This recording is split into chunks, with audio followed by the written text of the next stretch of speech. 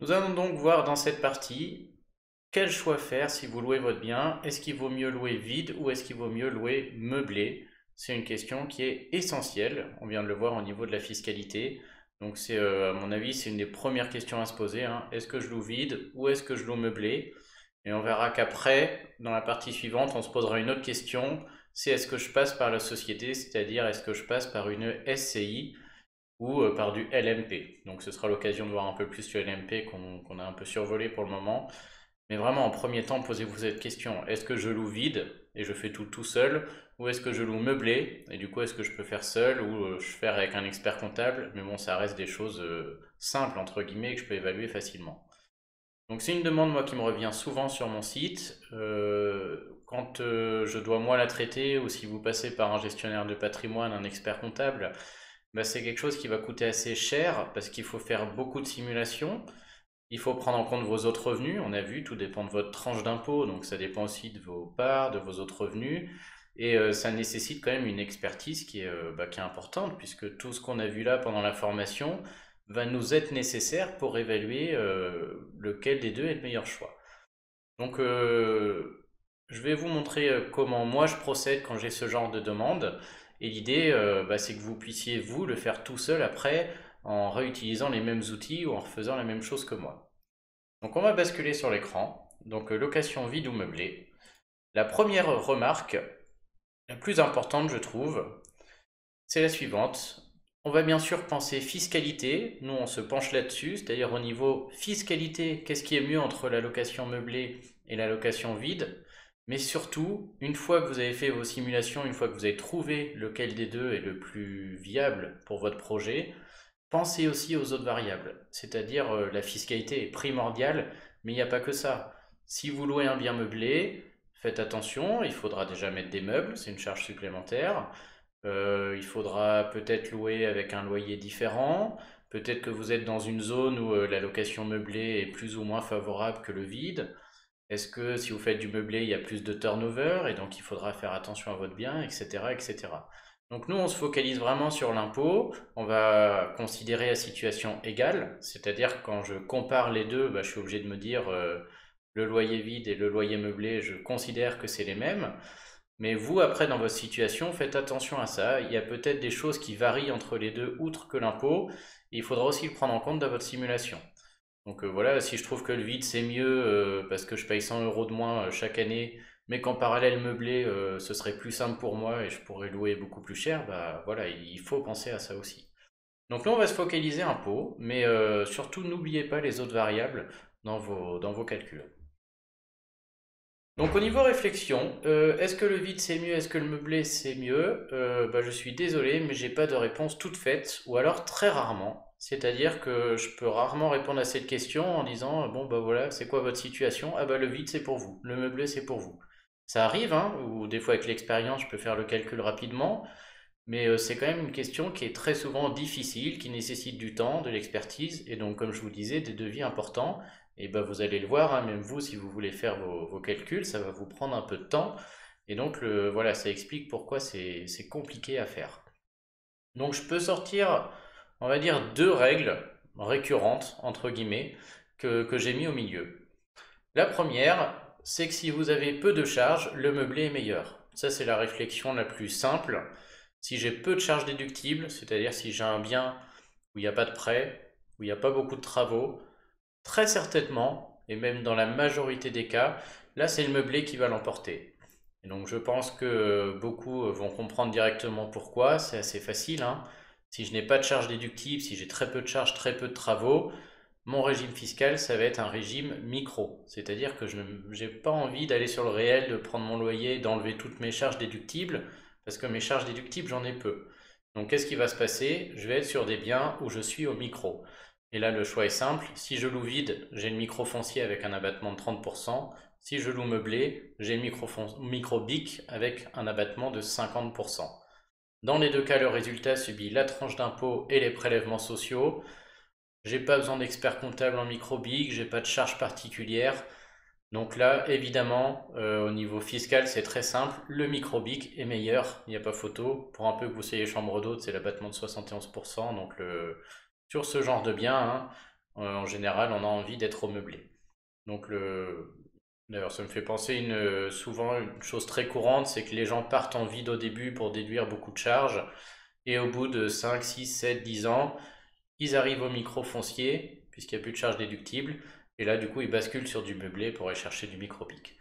Donc c'est voilà, la première ligne ici, qui est la plus simple, hein. Si vous avez très peu de charges déductibles, et si vous, voilà, rapidement, vous identifiez qu'un régime micro, c'est bien meilleur pour vous, ben, le meublé va être meilleur mécaniquement. Donc ça, c'est des dossiers où on peut avoir, voilà, la réflexion est simple, il n'y a pas besoin de faire des milliards de calculs, et ça, voilà, ça coule de source. Le deuxième cas qu'on peut identifier ici, c'est les biens qu'on vient d'acheter avec beaucoup de travaux, vraiment des gros travaux. Et dans ce cas-là, il y a quand même de grandes chances que ce soit la location vide qui l'emporte. Donc ce que j'ai mis ici, le vide l'emporte sûrement. Encore une fois, c'est une réflexion simple, hein. Si vous avez peu ou pas de loyer et qu'il y a d'énormes travaux, ça veut dire déficit foncier. Et donc le déficit foncier, on l'a vu, en meublé, on n'est pas forcément fan parce que ça se provisionne, mais ça ne s'imputera que sur d'autres loyers meublés, donc sauf cas particulier, mais voilà, en meublé, on risque de les provisionner à un moment, voire de les perdre. En vide, par contre, on aime beaucoup le déficit. Ça s'impute la première année sur les autres salaires, on y gagne la tranche. Et très rapidement, notre location vide va au bout d'un moment sortir des revenus imposables, des loyers parce qu'on ne peut pas déduire l'amortissement, et on sera très content d'utiliser le déficit procuré par les travaux. Et donc on a un montage qui est en général très viable, hein. Les biens avec gros travaux, on prend de la location vide, on fait un gros déficit au début, et on a un bien où il y a quasiment pas d'impôt pendant un petit moment, du fait que les déficits provisionnés violés là, viennent s'imputer chaque année sur les loyers pour ramener tout ça à zéro. Et donc on a un montage qui ressemble au meublé réel, mais où on n'a pas besoin d'experts comptables, donc on n'a pas ce coût supplémentaire, on n'a pas ce besoin de passer du temps supplémentaire. Et donc c'est l'autre, voilà, les dossiers un peu comme ça, où quelqu'un vient me voir avec des biens où il y a d'énormes travaux, on va faire les simulations, mais il y a quand même des grandes chances que le vide là l'emporte un peu, encore plus si la tranche fiscale est importante. Donc c'est les deux cas où rapidement on peut déjà essayer de se positionner ou de se prononcer. Sinon, malheureusement, j'ai pas de recette miracle, hein. Il va falloir faire des simulations année par année, comparer les deux et voir ce qui est le mieux, puisque chaque situation est différente. Je veux dire, déjà ça va dépendre du loyer, mais de s'il y a un prêt, du montant des travaux. Ça va aussi dépendre de vos besoins et objectifs. Est-ce que je suis avec quelqu'un qui veut louer le bien pendant 15 ans? Ou est-ce que je suis avec quelqu'un qui veut le revendre dans 6 ans, dans 5 ans? Dans ce cas, on va regarder à court terme ce qui se passe au niveau impôt sans tenir compte du long terme. Enfin, voilà, chaque situation va être différente et donc chaque personne va devoir faire sa propre simulation et identifier selon l'impôt estimé ce qu'il préfère entre le vide et le meublé. Donc voilà, j'ai pas de miracle. Donc soit vous passez par un professionnel et effectivement ça va coûter cher parce que ça nécessite des outils et faut en trouver un qui soit bon, hein. Sinon, deux solutions. On va faire des simulations soit avec mon fichier Excel, celui que je vous ai montré. Je vous ai dit tout à l'heure qu'il était que pour la location vide au réel, ce qui est vrai. Mais on va voir que maintenant qu'on connaît un peu le mécanisme, on peut en fait utiliser le fichier et je veux dire, le bricoler, le bidouiller entre guillemets pour tricher et pour voir un peu ce qui se passe avec les autres régimes. Sinon, plus simplement, on va se servir du simulateur du fisc et puis on va se faire des simulations année par année, vide vs meublé, et on va voir ce qui ressort, qu'est-ce qui est le meilleur. Et donc voilà, moi j'ai pas d'autres solutions, il n'y en a pas d'autres, hein. De toute manière, soit vous payez quelqu'un, soit vous faites les simulations vous-même. Mais dans tous les cas, c'est pas une question à laquelle on répond simplement comme ça n'existe pas. Si un professionnel vous propose de le faire gratuitement ou vous fait un devis qui est de devis ridicule, j'ai envie de dire, de 100, 200, 300 euros, c'est pas possible. Soit vous êtes dans un de ces deux cas, et dans ce cas, vous pouvez peut-être l'identifier tout seul facilement, soit il faut prendre du temps et ça coûte cher mécaniquement. Donc moi là, j'ai pas d'autres conseils particuliers à vous apporter, hein. Il y a ces deux réflexions-là voilà, qui sont récurrentes ou facilement on peut trouver. Au-delà, on va faire des simulations. Donc j'ai pas 50 solutions. Ce que je vous propose, c'est qu'on fasse des exemples chiffrés, concrets, et puis qu'on regarde ensemble comment je procède moi sur ce genre de demande et que vous puissiez refaire la même chose avec votre bien ou vos biens immobiliers. Donc j'en ai fait 3, 2 très simples. On va commencer avec le premier et j'en ai fait un dernier un peu plus coton où là on va passer du temps pour voir un peu comment faire. Donc comme d'habitude, moi j'ai créé les exemples, j'ai pas encore regardé ce que ça donne, donc je vais les faire en direct et puis et on va voir ce qui se passe. Donc le premier, monsieur corrige ton impôt, il loue un bien immobilier 12 500 € par an, qu'il a reçu par succession. Il est marié, il regarde son avis d'impôt, parce que moi je vais lui demander systématiquement son revenu imposable. Donc il y a 55 000 € de revenus imposables sur sa déclaration. Il estime les charges déductibles à 3 500 € par an. La question, est-ce qu'il doit louer vide ou meublé? Quel impôt va-t-il payer? Donc on va rester pour l'instant très simple, là, sans entrer dans le détail. On va supposer que ce loyer est fixe dans le temps et que ses charges déductibles sont plus ou moins fixes dans le temps. C'est vrai qu'en réalité, c'est jamais le cas parce que les intérêts diminuent chaque année, les intérêts déductibles. Mais bon, là, on va en rester là. Donc, vous pouvez mettre sur pause si vous voulez réfléchir un peu au cas. Là, on est sur un cas qui est simple. Donc, je vous conseille voilà, d'essayer de le résoudre comme ça rapidement. Sinon, nous, on y va. Donc déjà, moi, la première question que je me pose, avant même de faire des calculs ou autre, hein, c'est de me dire, est-ce que cette personne-là, est-ce que déjà je peux identifier rapidement si les régimes micro sont mieux ou si les régimes réels sont plus adaptés? Des fois, je ne peux pas, hein, et je vais être obligé de faire les 4 simulations vide, micro-réel, meublé, micro-réel, et des fois, ça l'est, et voilà, on gagne du temps. Ici, déjà, je vois que c'est un bien qui est reçu par succession. Ce qui veut dire, a priori, qu'on n'a pas de prêt dessus. Donc c'est déjà le poste de déduction d'intérêt déductible n'est pas là. Et du coup, ça fait une grosse différence. Ensuite, je vois 3 500 € par an de charges déductibles pour 12 000 de loyer. J'ai pas fait le calcul, mais là, 3 500, 7 014, c'est un quart, ça fait 25%, un peu plus, on va dire 30% de charges déductibles. Donc, a priori, les régimes micro paraissent beaucoup mieux parce que j'ai très peu de charges déductibles. En plus, j'ai ce poste-là d'intérêt qui n'existe pas. Donc, voilà, sauf à avoir des gros travaux, a priori, il y a très peu de charges déductibles. Et du coup, ça me fait dire tout de suite que là, les régimes micro vont s'imposer. Et donc là, c'est assez simple, hein, on a dit, si les micros s'imposent, en location vide, c'est 30% d'abattement, en location meublée, c'est 50% d'abattement. Les deux situations, sinon il n'y a rien qui change. Donc là, très rapidement, moi je pense que le meublé là va s'imposer, sauf problème, hein. Maintenant, si on veut vraiment rentrer dans le détail, on peut y aller, hein. La première question, quelle est la tranche d'impôt de ces gens-là? Deux solutions, soit je passe par le simulateur ImpôtGouv, soit j'utilise la méthode que je vous ai donnée dans la vidéo pour calculer la tranche. On divise le revenu imposable par le nombre de charges, et puis on regarde où on se situe dans le tableau, jusqu'à 25 000 la tranche à 30, à partir de 25 000 la tranche à 30, jusqu'à 72 000, 72 000 la tranche à 41, etc. Donc on va essayer les deux méthodes, hein. Donc ici je suis à 55 000 € de revenus imposables. Ils sont mariés, je vais diviser par 2, donc ils ont deux parts. Ça, on devrait pouvoir faire deux têtes. Là, je dis pas de bêtises, 25, 50, 2100, ouais, ok.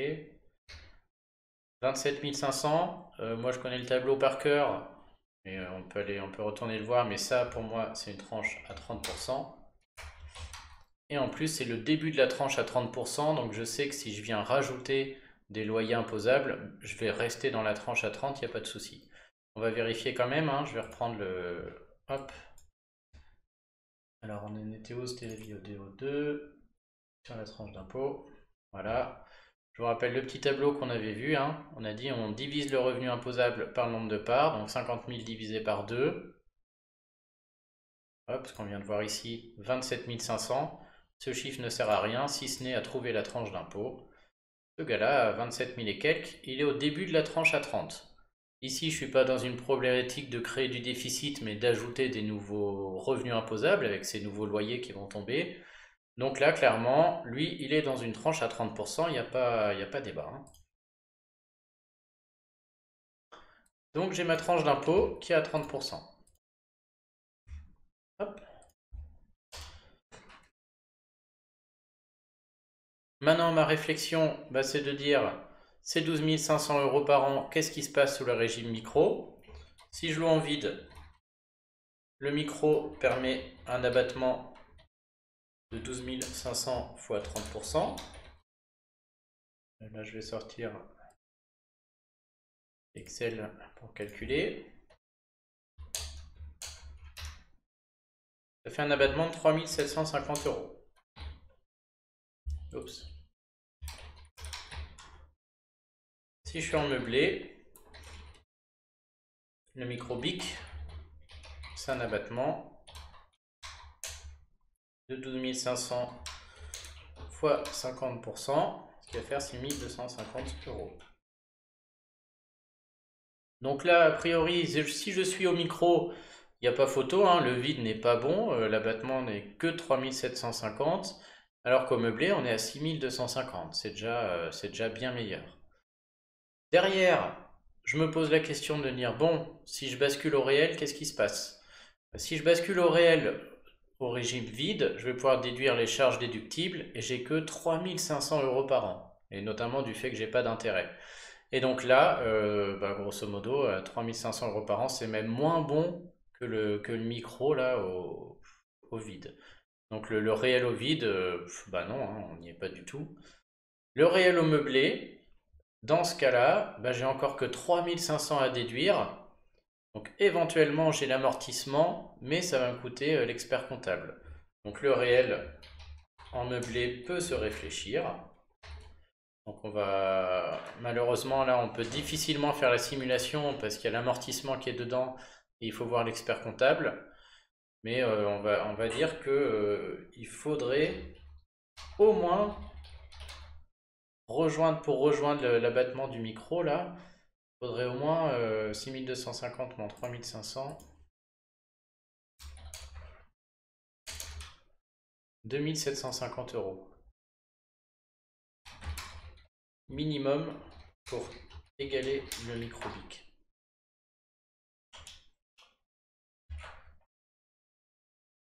Du coup, pour l'instant, le vide, je l'ai quasiment déjà éliminé, c'est-à-dire que le régime micro en vide est moins bon que le meublé micro BIC, qui n'a pas photo. Ça a l'air d'être le meilleur pour l'instant, celui-là. Le vide au réel, je l'élimine aussi, parce que le micro BIC en meublé est bien meilleur. Donc il n'y a même pas de débat là-dessus.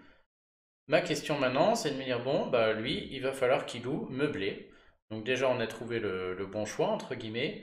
Maintenant, la question, c'est est-ce qu'il va louer meublé en micro-BIC ou est-ce qu'il va aller voir un expert comptable pour évaluer l'amortissement et voir si, du fait de la déduction des amortissements, ça permettrait de payer moins d'impôts et de compenser le coût de l'expert comptable.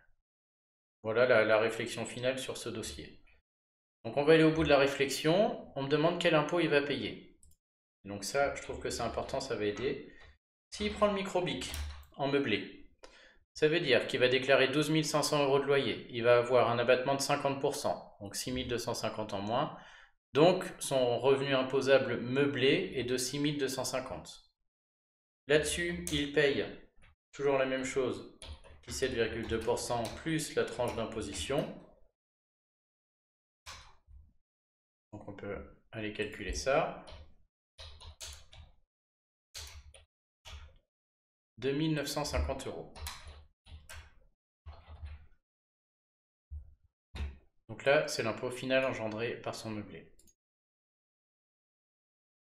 Et donc là, moi en général, je m'arrête là. Ma conclusion est la suivante. Et de toute manière, après, c'est à lui de décider, entre guillemets, puisque chaque personne va avoir une réflexion différente. Donc 3 aspects. La conclusion est la suivante. Aujourd'hui, au vu des charges que vous m'annoncez et du bien, le meublé est meilleur.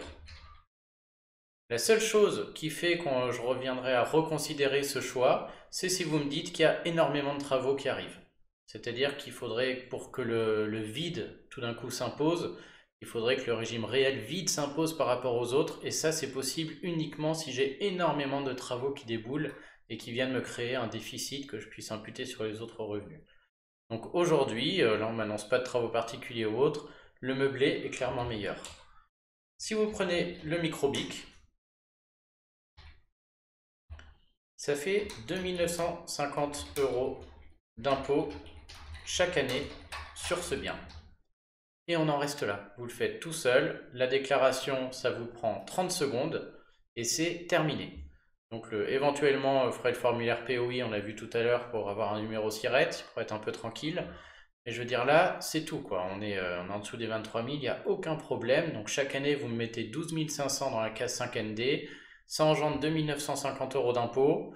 Un peu moins si un jour vous changez de tranche à la baisse. Et sinon, c'est terminé. Donc ça, c'est mon premier conseil.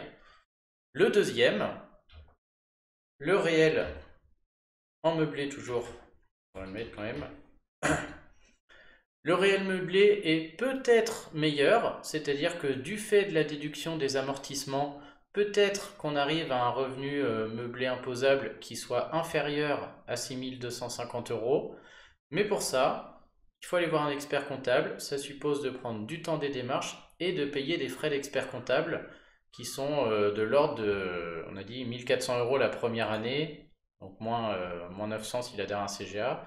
En tout cas, voilà, la réflexion, elle est là. C'est-à-dire le réel au meublé.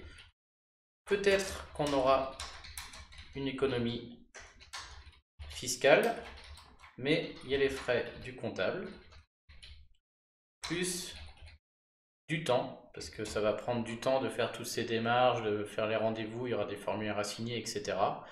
Et donc, après, tout dépend des gens, c'est ce que je vous disais, quand on me demande vide ou meublé, qu'est-ce qui est mieux, quel régime, et tout dépend des gens. Il y a des gens qui vont me dire, oh, moi j'ai pas envie de m'embêter, 2 950 € d'impôts par an et on en reste là, c'est très bien pour moi. Il y en a d'autres qui vont me dire, ah ouais, peut-être effectivement, si je peux gagner 1500, 2000 € d'impôts en déduisant les amortissements, peut-être ça vaut le coup, ça m'intéresse d'aller voir un expert comptable, de payer un peu, de récupérer un an après, etc. Et dans ce cas, ils vont faire la démarche et ils vont aller voir le professionnel, où là, l'objectif principal, ce sera de calculer l'amortissement. Vous voyez, je suis désolé, je n'ai pas de réponse vraiment linéaire, hein, puisque au niveau calcul fiscal, on va être bloqué par l'amortissement. J'ai vraiment pas envie de vous laisser le faire tout seul. Il peut y avoir voilà, le réel meublé, on passe par le comptable, il peut y avoir des coûts que lui identifiera. Et donc la réflexion, c'est ça, hein. C'est chacun va décider selon ses besoins, selon ses objectifs, selon le rapport qu'il a à l'impôt, et s'il a envie de se battre ici pour peut-être gagner 1000 ou 2000 € d'impôt en moins chaque année pendant X années, etc. Donc vous voyez, même sur un cas très simple, au final, on a beaucoup de possibilités. Donc voilà, moi me concernant, là, s'il fallait donner un choix final, je trouve que le microbic est très bien. Même si on passe par un expert comptable, déjà faut en trouver un bon. Encore faut-il que les amortissements, parce que là on a très peu de charges déductibles, donc il faut quand même énormément d'amortissements pour venir ramener ces 12 500 à zéro là. J'en doute un peu. Plus toutes les démarches, enfin oui, là vraiment, moi je conseillerais là, le microbic qui me paraît très très bien avec un montant d'impôt qui est relativement raisonnable. Donc on va passer au deuxième cas. Il est passé où? Ici. Donc monsieur corrige ton impôt, fait construire un bien immobilier. Ah c'est madame cette fois. Madame corrige ton impôt, fait construire un bien immobilier. Et il identifie qu'il y a 60 000 € de travaux déductibles du revenu foncier. Donc les travaux d'amélioration et les travaux de réparation. Si elle dissocie bien les factures, ok. Elle est dans une tranche à 41%. Donc cette fois on nous donne la tranche, elle l'a calculée. Elle prévoit 15 000 € de loyer et 7 000 € de charges déductibles chaque année. Faut-il louer vide ou meublé? Ce genre de cas, moi, me semble quand même aussi assez simple, du moins assez rapide. Encore une fois, vous pouvez mettre pause et essayer de commencer à réfléchir entre les quatre possibilités, lesquelles vous semblent totalement absurdes pour déjà en éliminer quelques-unes. Donc là, on y va tout de suite. Cette dame-là, elle a des charges à déduire énormes. Et du coup, les régimes micro, je ne veux même pas en entendre parler. Quelqu'un qui a 60 000 € de travaux ici, je ne veux pas entendre parler du micro foncier, je ne veux pas entendre parler du microbic. Là-dessus, on a un effet de levier avec l'impôt sur le régime réel. On va aller chercher un régime réel. Il n'y a même pas de réflexion là-dessus, hein. Donc la question, ça va être, est-ce qu'on prend le régime réel vide ou est-ce qu'on prend le régime réel meublé? Les principales différences, on l'a vu jusqu'ici sur ces deux régimes, hein. Sur le régime réel vide, les avantages, je peux le faire tout seul. Le deuxième avantage, si j'ai un déficit, dans ce cas, je vais gagner immédiatement à la tranche jusqu'à moins 10 700 la première année, tranche et prélèvements sociaux les années suivantes. Donc ça, c'est mes deux gros avantages sur le régime réel vide. Le régime réel meublé, effectivement, il me faut l'expert comptable. Les déficits ne vont pas me servir à grand chose. Par contre, je vais avoir l'amortissement à déduire en plus. Et du coup, je suis assuré d'être à zéro à très long terme. Donc la question se fait là. Et encore une fois, on va voir que je n'ai pas de réponse particulière, hein. Moi, ce que je peux vous conseiller de faire, c'est de faire un petit échéancier année par année pour voir un peu ce qui va se passer. On va le faire ensemble d'ailleurs, on va faire comme ça. La question, c'est de dire, bah voilà, en régime vide, qu'est-ce que ça me coûte en année 1, en année 2, en année 3, en année 4, en année 5, etc. Régime meublé, qu'est-ce que ça me coûte ou rapporte en année 1, 2, 3, 4 et jusqu'à perpète, etc. Et du coup, vous comparez les deux simulations et vous voyez ce qui vous intéresse le plus. Donc on peut faire ainsi. Donc on va faire l'année 1 d'abord, et puis après l'année 2. Je vous conseille quand même de vous arrêter à... En général, je conseille 5 ou 6, ça fait déjà beaucoup, hein. Parce que plus on avance dans le temps, plus notre simulation réflexion peut être faussée. Parce que plus on voit long terme, plus les textes ont le temps de changer, plus la situation a le temps d'évoluer, etc. Vous voyez, quelqu'un qui a fait une simulation il y a 3 ans, il n'a pas pris en compte le Covid, le fait qu'il n'y ait plus de loyer, l'année blanche, etc. Donc on fait la simulation à l'instant T, mais plus on va loin dans la projection, plus on a de chances de se tromper au final, hein. On va en faire 4 ici. Qu'est-ce que j'ai? Je fais calculer 15 000. Ouais, on va même en faire 5. Vous voyez bien l'impact sur le vide.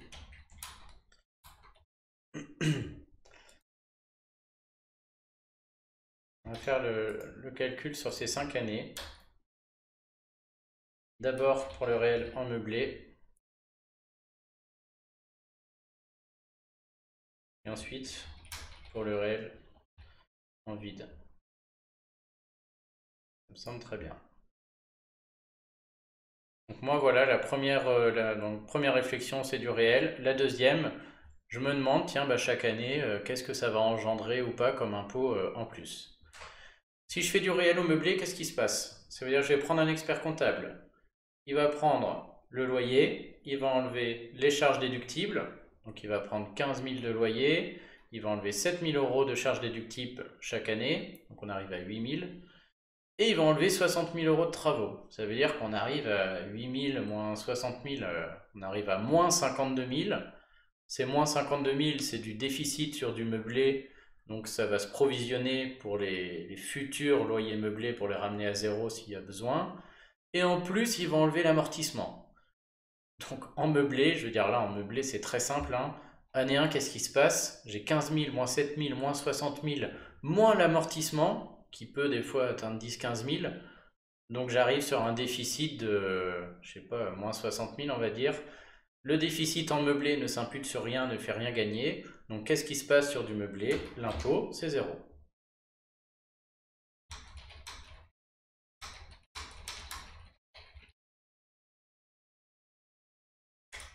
L'impôt engendré par ce bien immobilier, c'est zéro. En année 2, j'ai 15 000 de loyer, j'enlève 7 000 de charges déductibles et j'ai 8 000 de revenus meublés imposables. Mais là-dessus, on peut encore enlever l'amortissement. Et si l'amortissement ne suffit pas, on peut utiliser les moins 60 000 qui sont provisionnés pour ramener à zéro. Et donc c'est le même schéma, hein. Année 2, 0, à la tranche aux prélèvements sociaux, 0 fois ce qu'on veut, ça fera 0. Et en année 3, bah c'est pareil, 0 euros. Avec un tel déficit, ça va être du zéro pendant très très très longtemps. Et on va voir les déficits s'accumuler sur la déclaration des revenus meublés. Mais voilà, l'impôt en meublé, de toute manière, c'est le but, hein. Si vous faites du régime réel en meublé, le but c'est d'aller chercher un impôt nul, c'est-à-dire des loyers non imposés, ce qu'on avait vu au début. La charge en plus, c'est l'expert comptable et le temps à passer dessus. Donc le régime réel meublé, très bien, ça marche très très bien comme ça. C'est zéro toutes les années, donc au niveau simulation en général, ça règle assez bien le problème, hein. Le régime réel vide. Là par contre c'est plus compliqué, mais là maintenant vous pouvez le faire tout seul. Je vous invite à reprendre la vidéo sur le déficit qu'on a vu tout à l'heure. Et normalement vous pouvez faire vos petits calculs, mais on va le faire ensemble. Année 1, qu'est-ce qui se passe? Je déclare 15 000 de loyer. Mais je déclare aussi 7 000 € de charges déductibles. Et je déclare aussi les travaux qui ont été faits, qui sont déductibles. Donc ici,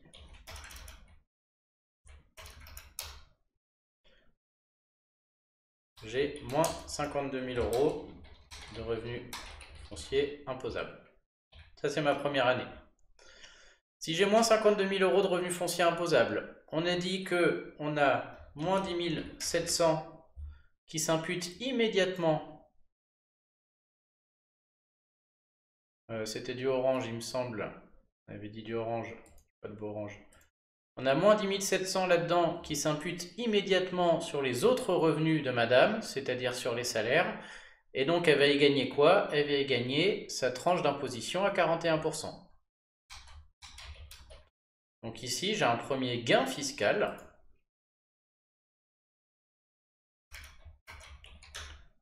de 4 387 €.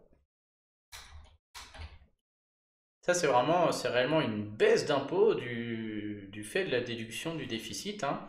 Donc mon impôt baisse de 4 387 €. Pour les plus techniques, là j'ai mis que c'était une tranche à 41. Sur ce genre de dossier, j'irai quand même bien vérifier que si je viens enlever 10 700 € de revenus imposables, je reste toujours à 41. Si jamais je bascule à 30, dans ce cas, je ferai la simulation, on va dire, la plus prudente, en mettant 10 700 fois 30% sur le gain fiscal que je calcule. Pour le reste, c'est-à-dire la différence entre moins 52 000 et moins 10 700,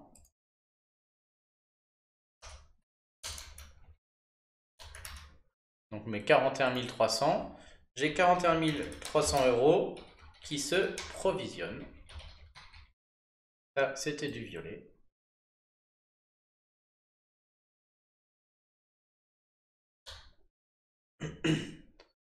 Donc ça, voilà, c'est ce qui se passe en année 1. J'ai un revenu foncier imposable négatif. Tout de suite, ça m'engendre une baisse de l'impôt parce que ça vient s'imputer jusqu'à moins 10 700 sur mes autres revenus à ma tranche. On a déjà vu tout ça. Et je provisionne ça pour les années suivantes. Donc réellement, ce bien, si je le déclare en vide, la première année, je vais avoir un gain fiscal de 4 387 €. C'est l'avantage du déficit foncier en vide, hein. Sur le meublé, du coup, j'ai des loyers non imposés, mais sur du vide, j'ai des loyers, du coup, qui me permettent de baisser mon impôt, ce qui est exceptionnel aussi, hein. Et donc l'année 1, ça va se passer comme ça. Année 2, même réflexion, je déclare 15 000, j'enlève 7 000, et j'obtiens 8 000 € de revenus fonciers imposables. Mais ces 8 000 €, avant de subir la tranche et les prélèvements sociaux, sont ramenés à zéro parce que j'ai un déficit provisionné. Et donc, le revenu foncier imposable, c'est 8 000 moins 8 000, c'est 0. Et de fait, mon déficit provisionné, qui était à 41 300, passe à 8 000 de moins. Je vais vérifier que je ne dis pas de bêtises, mais ça semble... Ok. Et ça, c'est du violet. Donc en année 2, j'ai 8 000 € de revenus fonciers imposables, mais mon déficit provisionné ici vient le ramener à 0. Du coup, mon revenu foncier imposable est à 0. Il subit la tranche avec prélèvements sociaux, ça fait 0. Donc en année 2, ce bien immobilier, qu'est-ce qui m'engendre comme impôt? Eh bien, 0. Terminé. Par contre, mon déficit provisionné n'est plus de 41 300, mais de 33 300. Et puis je continue comme ça en année 3, hein. Et en année 3, bon, je vais vous le remettre une dernière fois, mais ce schéma va se reproduire chaque année, hein. En année 3, je déclare 15 000 de loyer, j'enlève 7 000 de revenus, ça fait 8 000 €. Ce revenu foncier imposable de 8 000, il se trouve que j'ai un déficit provisionné qui va le ramener à 0 à nouveau. Donc mon revenu foncier imposable, c'est encore 0. 0 qui subit la tranche et les prélèvements sociaux, ça fait 0. Et mon déficit provisionné passe de 33 300 à 33 300 moins 8000. Il passe à 23 500 euros. Donc en année 3, c'est 0 euros aussi. Et mon déficit passe à 23 000. En année 4, c'est la même réflexion. Du coup, c'est 0 aussi. Et mon déficit provisionné passe à 17 300 euros. Puisque j'ai utilisé 8000 encore une fois. Et en année 5, c'est 0 aussi. Mais mon déficit provisionné passe à 9 300 euros.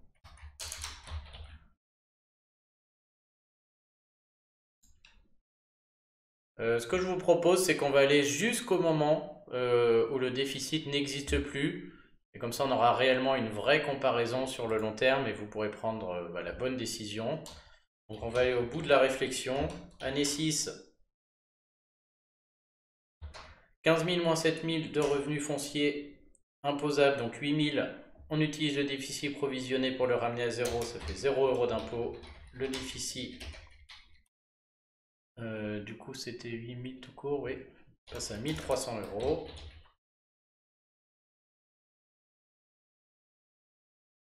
On avait un sacré déficit. Et c'est l'année 7 qui nous intéresse. Elle est importante. Alors, petite réflexion, hein, quand on a un gros déficit en vide, ça se passe toujours comme ça. Là, c'est un peu long, c'est-à-dire que c'est que en année 7 que j'ai tout utilisé et que l'impôt commence à arriver. En vrai, c'est sur l'année 4 ou 5, hein. En général, l'année 3, 4, 5, c'est là que l'impôt commence à arriver. Et c'est pour ça que la stratégie du déficit, ça marche très bien à court terme.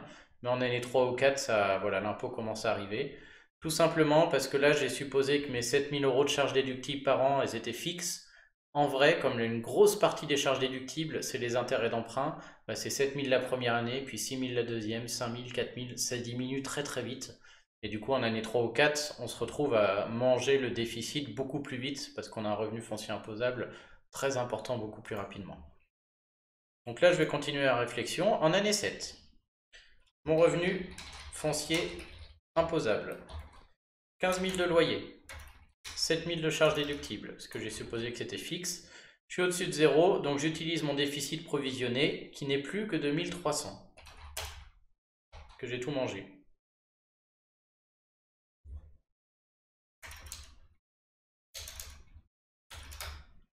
Ça fait 6700 euros de revenus fonciers imposables.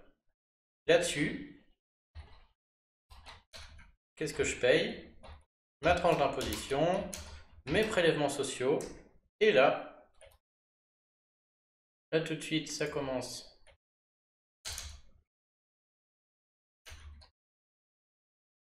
à faire un peu mal. Boum, 3900 euros d'impôt. Donc en année 7, tout d'un coup, 3899 euros d'impôt. Et ça, je vous dis, en général, ça arrive quand même un peu plus vite, hein. C'est le problème du vide. En année 8, et toutes les années suivantes, le revenu, on va appeler ça RFI, foncier imposable, c'est toujours 15 000 moins 7 000, donc 8 000. Donc l'impôt global, c'est toujours 8 000 fois 41% plus 17,2%. Et donc à partir de l'année, à partir du moment où j'ai plus de déficit, hein, ça commence à monter très très vite. 17,2, 4656 euros.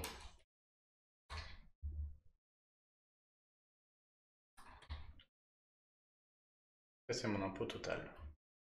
Donc là, c'est pas mal, ça nous fait un bon rappel sur un peu le fonctionnement du déficit sur le vide. Donc voilà comment ça va se passer grosso modo. Et donc sur ce genre de dossier, si je veux un peu essayer de décider quoi faire, on peut faire ce genre de petit tableau. On va passer en paysage. Voilà. On va insérer un tableau. Je suis parti sur quoi? Sur 8 années. Hop. Donc ça, c'est si je prends meublé. Ça, c'est si je prends vide, en réel. L'année 1, 2, 3, 4, 5, 6, 7, 8. Qu'est-ce qui se passe au niveau de l'impôt? Si je prends le meublé, en année 1, je suis à 0. En année 2, je suis à 0 d'impôt. En année 3, à 0. En année 4, à 0. En année 5, à 0, etc., etc. Donc du coup, si je prends le meublé, j'ai un bien qui est totalement neutre. C'est le but du meublé au régime réel. L'impôt engendré est neutre. Et effectivement, sur 8 ans, sans problème, en partant du début avec un prêt et autant de travaux, sans problème, on a un bien qui a des loyers sans impôt. Et je vous rappelle qu'il y a une contrepartie, c'est le coût de l'expert comptable. Et il y a quand même eu 60 000 euros de travaux, hein. Donc effectivement, un bien sans impôt, ok, mais il y a eu une charge à côté, hein. En vide, qu'est-ce qui s'est passé? La première année, j'ai pu avoir un gain fiscal, puisque j'ai déduit entre 0 et moins 10 700 sur mes autres revenus. Et ça marche très bien parce que je suis dans une tranche haute. On a vu que le déficit en vide sur les tranches hautes, ça marche bien. Moins 4 387 euros d'impôt. Donc c'est super. Voilà. Voilà. Ensuite, le déficit provisionné était tel que mon bien a aussi été sans impôt pendant un petit moment. Donc on voit là, c'est bien parce qu'on voit les deux possibilités d'avoir un bien qui est neutre fiscalement en vide ou en meublé, qui sont soit avec le déficit en vide, soit le meublé avec l'amortissement. Donc de l'année 2 à 6, je suis à 0. C'est très bien.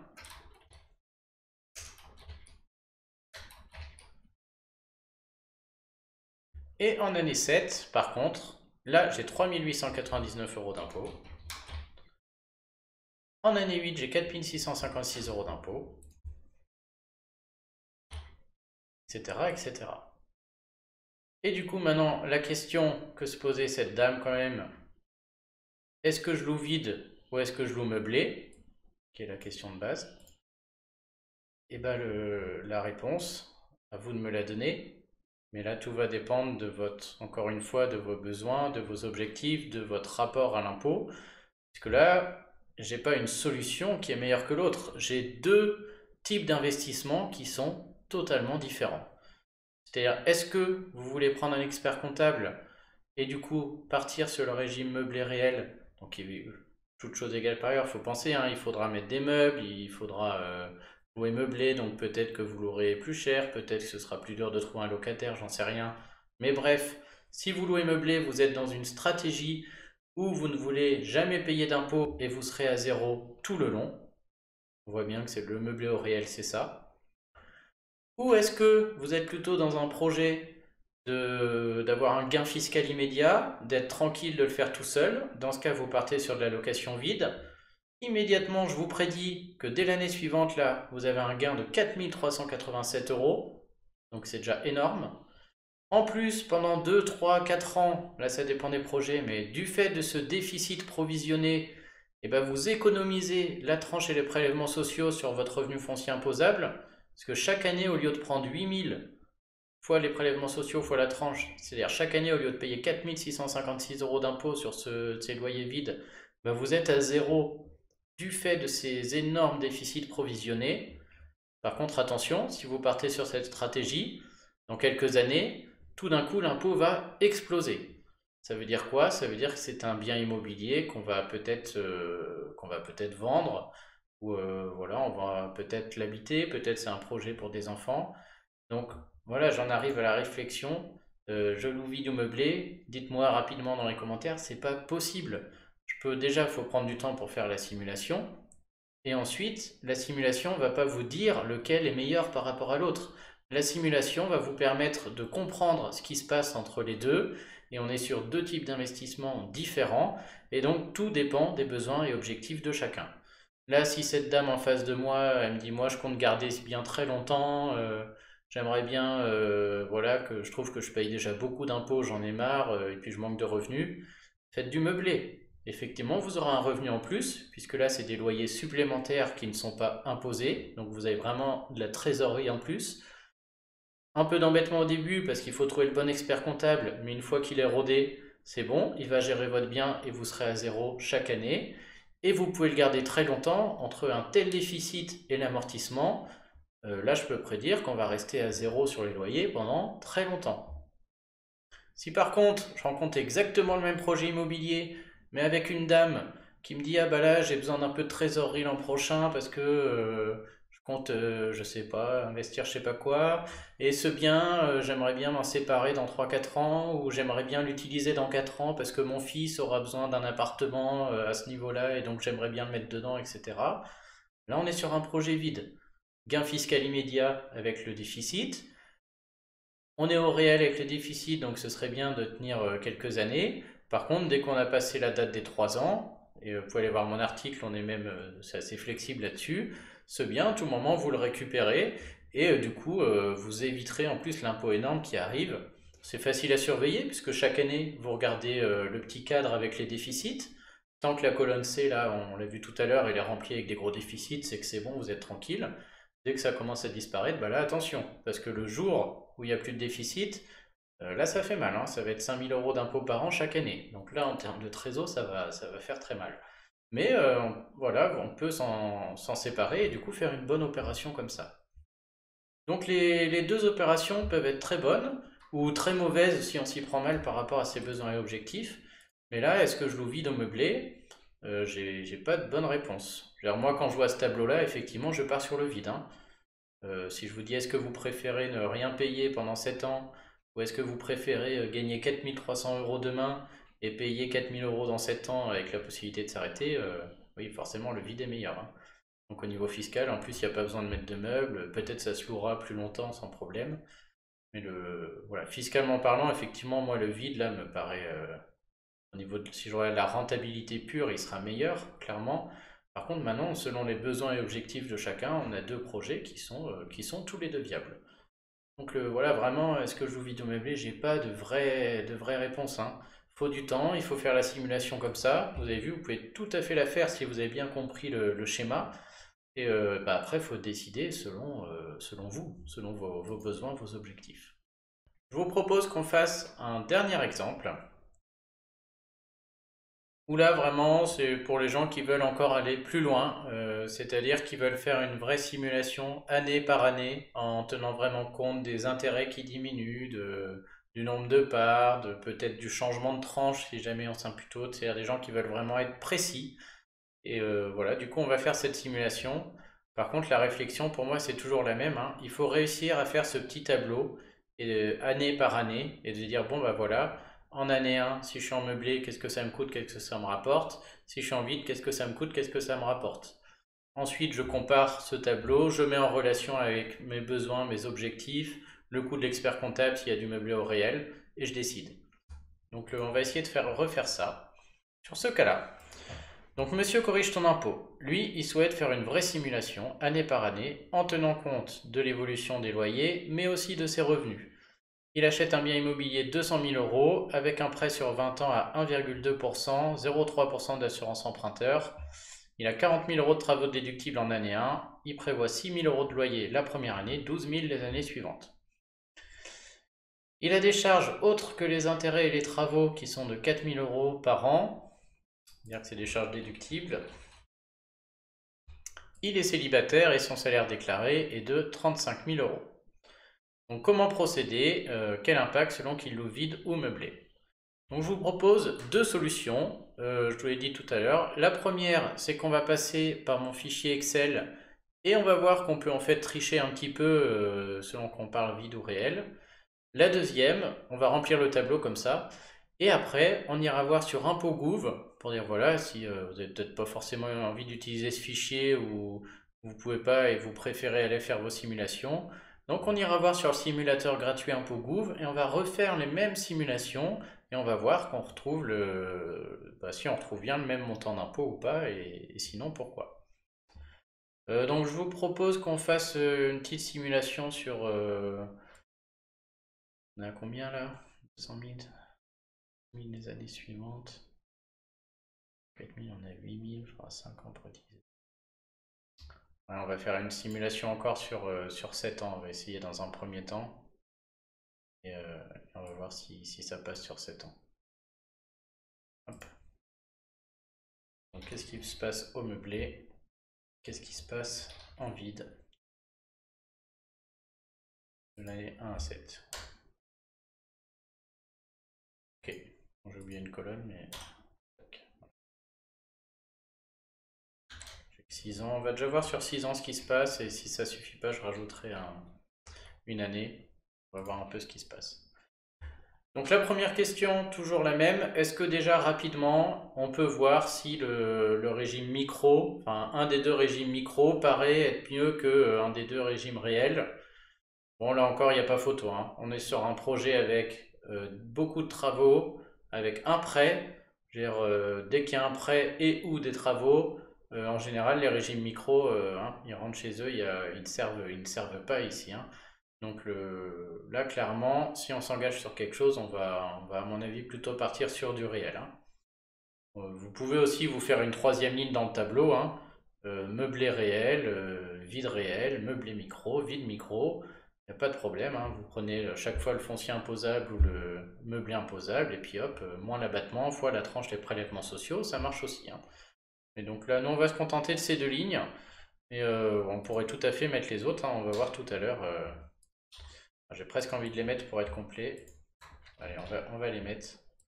Ça, si vraiment avec ça, normalement, vous pouvez tout faire.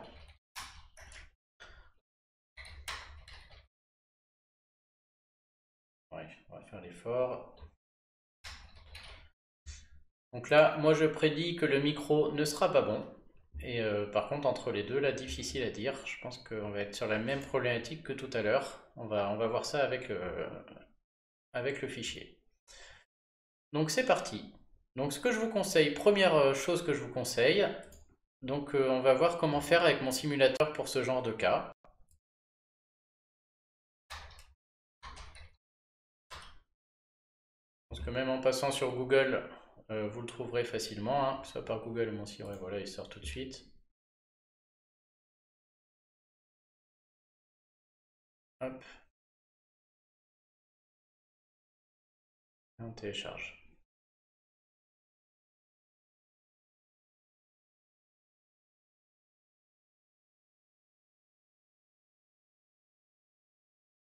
Alors c'est parti. Le premier avantage de l'outil, c'est-à-dire que même si vous passez par un POGouv, utilisez l'outil pour une chose, et je vous le montre tout de suite, c'est pour l'emprunt, puisque là il n'y a pas photo, celui-là on n'a plus besoin. Pour l'emprunt, ça marche très bien. Il a acheté un bien 200 000 € avec un prêt sur 20 ans à 1,2% et 0,3% d'assurance emprunteur. 1,2%. On peut mettre le montant emprunté, on peut mettre le taux d'intérêt de l'emprunt, la durée, 20 ans, et le taux d'assurance emprunteur, 0,3%. Et du coup, en faisant ça, vous avez ici l'onglet à côté avec le montant des échéances. Donc ce gars-là va payer 987 € par an pour rembourser son prêt. Mais surtout, on voit bien le montant des intérêts déductibles. Donc on voit là à quel point il diminue chaque année, de l'assurance emprunteur déductible, et le total apparaît ici. C'est-à-dire qu'en année 1, il va payer 2351 € d'intérêts déductibles, et 600 €, ça fait voilà, ça fait 2900 € qui peuvent être déduits des revenus fonciers. En année 2, on voit bien que ça diminue, etc. On voit bien l'impact dans le temps. Donc souvent sur les simulations, les gens n'aiment pas trop devoir sortir le tableau d'amortissement de la banque, reprendre ligne par ligne, ajouter pour chaque année le montant là. Avec cet outil, vous l'avez directement. Après, maintenant, si vous voulez faire vraiment avec le départ du prêt, la bonne année, etc., il faut reprendre le tableau de la banque et ajouter tout ça à la main. Donc en tout cas, le simulateur déjà permet de faire ça. La deuxième chose, qu'est-ce qu'on a dit sur ce gars-là? Monsieur corrige ton impôt. C'est quoi sa situation à celui-là? Il achète un bien immobilier. Il a 40 000 € de travaux déductibles en année 1, 6 000 € de loyer la première année et 12 000 les années suivantes. Il est célibataire. Ok. Donc il est célibataire. Nombre de parts 1, ok, c'est pas un bien Pinel. Donc le revenu imposable du foyer, c'est-à-dire les revenus autres que les loyers.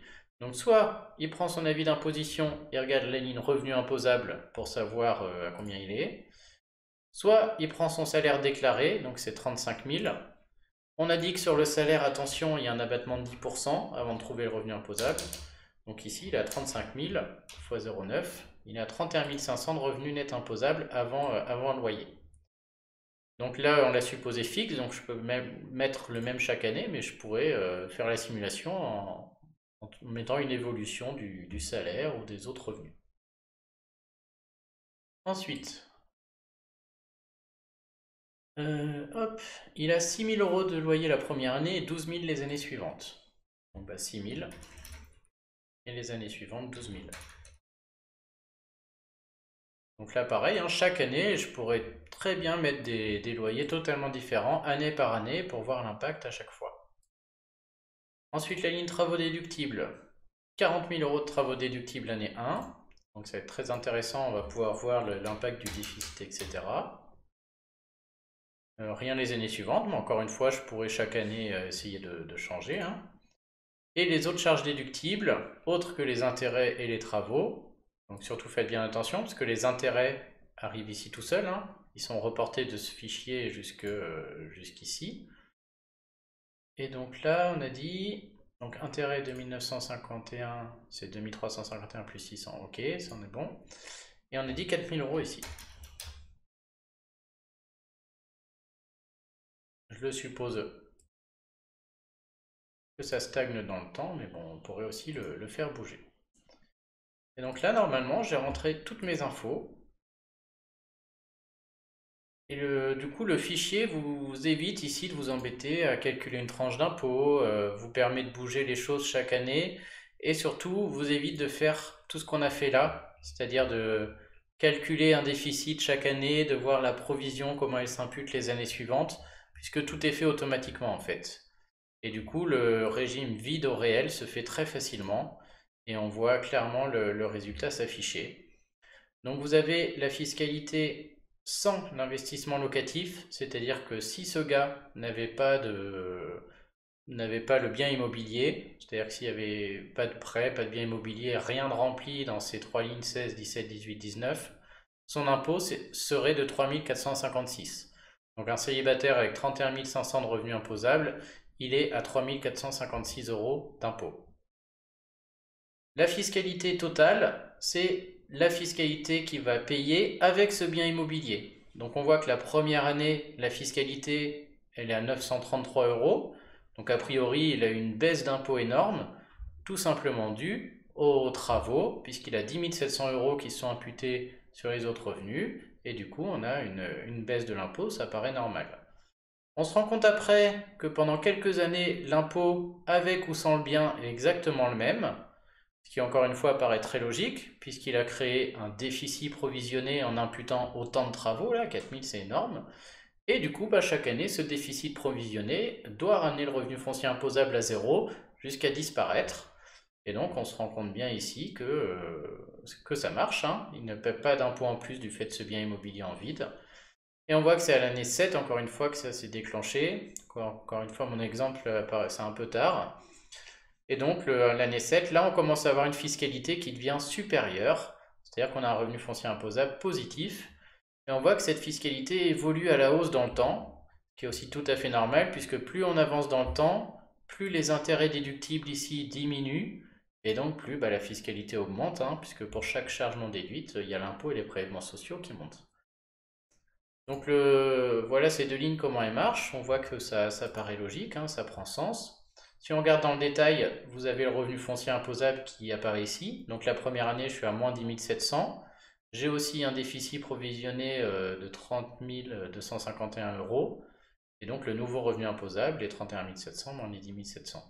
Donc vous avez les petites lignes ici là qui vous permettent de suivre l'évolution du déficit reportable. Vous voyez, on voit qu'il passe à 25 000, puis à 19 000, 14 000, 8 000, 3 000. On voit qu'il se fait manger peu à peu et qu'à partir de là, on a un revenu foncier imposable positif puisqu'on n'a plus de déficit pour l'effacer.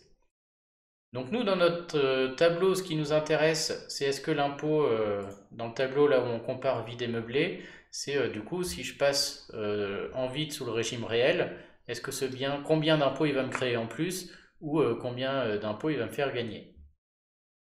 Donc pas la peine de faire la différence entre les deux, hein. C'est la ligne 40 qui est ici, et 42 qui est en dessous. La ligne 40, c'est si jamais le bien fait baisser l'impôt, ce qui est le cas quasiment que quand on a un déficit avec moins 10 700. Et la ligne 42, c'est est-ce que ce bien va me faire augmenter l'impôt, ce qui est le cas tout le temps, sauf s'il y a un déficit provisionné. Donc en année 1, on voit que ça rapporte 2523 euros. Donc on va mettre moins 2523 euros d'impôt pour l'année 1. Et en année 2, 3, 4, 5, 6, jusqu'à l'année 6, ça ne fait rien. J'ai pas de baisse, pas de hausse de l'impôt, je suis à 0.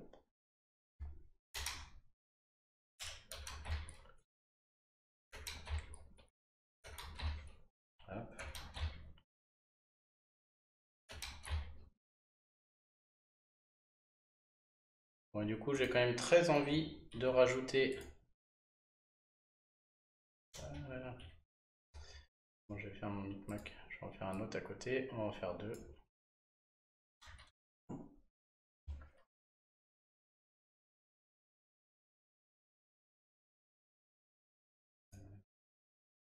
Ok. Je ne suis pas un professionnel de Word apparemment. Je vais fractionner mes deux cellules là. Je vais y arriver. Bon, je vais en mettre un autre en dessous. Hop. Avec deux colonnes de plus. On va faire 2 années en plus pour voir un peu le... Je vais faire mon année 7 et mon année 8. Pour voir un peu ma différence.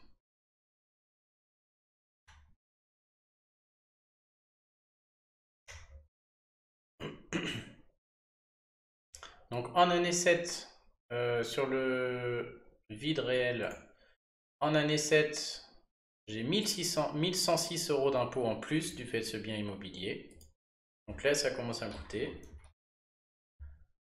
Et en année 8, même chose, ça va commencer à me coûter aussi 2751 euros d'impôt en plus. Donc après, bah, vous pouvez faire durer la simulation autant que vous voulez, hein. C'est que là, moi j'ai quand même envie de comparer avec le moment où le vide commence à créer de l'impôt. Et donc voilà, le fichier sert à faire ça. Donc vous allez me dire, oui, bah, ce fichier est effectivement très bien, par contre, il fait que le régime réel en vide. Alors oui, mais vous pouvez un peu tricher pour voir ce qui se passe avec les régimes micro. Très facilement, on va le reprendre. Donc ce gars-là, il est célibataire, 31 500 euros de revenus. Si jamais il vient à prendre le régime réel en micro, ça veut dire que chaque année il va déclarer ses loyers, donc 6 000, 12 000, 12 000, 12 000, 12 000, et chaque année il va avoir un abattement de 30% sur ses loyers. Peu importe ce qui lui arrive à côté, il a juste un abattement de 30% sur ses loyers. Du coup, on peut tout à fait laisser la première ligne, puisque là c'est le revenu par ailleurs, laisser le petit cadre ici. On va enlever tout ce qui figure dans ces lignes-là. Cette ligne à ligne, super. Et tricher, puisque comme le logiciel en fait, il prend les loyers et il enlève les 3 charges déductibles en dessous, bah, si on s'arrange pour que le total des 3 charges déductibles en dessous, ça fasse 30% des loyers, on est dans un régime microbique. Si je déclare 6 000 et que je suis au microbique, j'ai un abattement de 30%, j'ai 2 000. Donc si je m'arrange pour que dans ces 3 cases là, 17, 18, 19, j'ai 2 000, bah, ça va me faire le même calcul que si j'étais en régime réel au micro foncier. Et si je m'arrange pour que le total de ça, ça fasse 50% des loyers, et bah du coup j'ai un régime microbique. Donc on peut utiliser le fichier pour tricher, hein. Ce que je vous conseille, c'est d'enlever le prêt. Hop, comme ça la ligne passe à 0. Et de remplir cette ligne avec les chiffres juste pour obtenir voilà, ce que vous recherchez. Donc là, on va commencer avec le régime microfoncier. Donc tout ce qu'on veut, c'est que là, j'ai un abattement de 30%. Donc les tableaux, les travaux, je vais mettre que c'est 30% des loyers. Hop, normalement j'ai 4000 qui arrivent là-dedans. 3006, oui, pardon. Ok. Et du coup, bah voilà, si je déclare 12 000 au microfoncier, bah j'ai un abattement de 30%, donc 3600 d'abattement. Et donc j'ai un revenu foncier imposable de 12 000 moins 3 600 de 8 400. Et donc le fichier marche très bien comme ça. Donc pour faire vos simulations de vide réel, meublé, etc., vous pouvez l'utiliser comme ça sans problème. Attention cependant, ça ne vaut que pour du coup le calcul de fiscalité et la ligne 40 et 42. Tout de suite, par contre, tout ce qui est le fichier fait aussi des calculs de trésorerie. Qu'est-ce que le bien vous coûte par mois, quel revenu, quelle charge. Ça devient faux. N'utilisez le fichier que pour l'impôt puisque bah, vos charges sont faussées, hein. Vous avez plus 1000 et 40 000 de travaux, vous avez plus 1000 montants du prêt. Donc les charges réellement payées sont faussées, mais l'impôt est bon.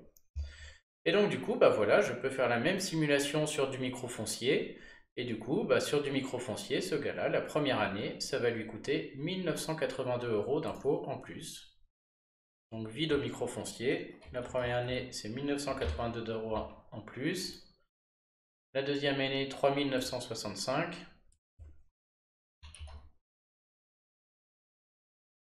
Puis 3 965 bah, chaque année, hein. Ça bouge pas, c'est le même.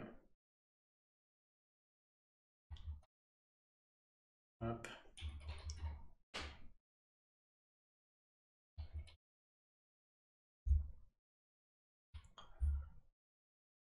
Donc déjà, vous voyez, quand on compare les deux régimes vides, il n'y a pas photo, hein, le microfoncier, là, je ne veux pas en entendre parler, hein. Est-ce que vous préférez gagner 2 500 € d'impôt cette année, puis ne rien payer pendant 5 ans, puis payer 1000 et 2007? Ou est-ce que vous préférez payer tout de suite 2000, puis 4000 chaque année? Donc le régime vide micro, là, aucun intérêt. Il ne marche pas. On peut aussi vérifier rapidement le calcul, hein. Si jamais, par exemple, les 3 965, on a dit qu'à partir de l'année 2, il loue 12 000. S'il est au microfoncier, ça veut dire qu'il y a un abattement de 30%. Et sur le résultat, il paye la tranche et les prélèvements sociaux. Et donc j'ai bon espoir, on va faire le calcul ici. Si on fait 12 000 fois 0,7, 8 400, que si on fait 8 400, à mon avis, ce gars est dans une tranche à 30, hein. Donc 30 plus 17,2, ça fait 37,2. Et donc, marche pas. Si ça marche, mais je ne comprends pas pourquoi ça marche pas. Donc ça marche bien, hein. Ce gars-là, 8 400 € à 30% et à 17,2%, on retrouve notre hausse d'impôt qui est ici. Donc voilà, les 3 965, c'est ça, hein.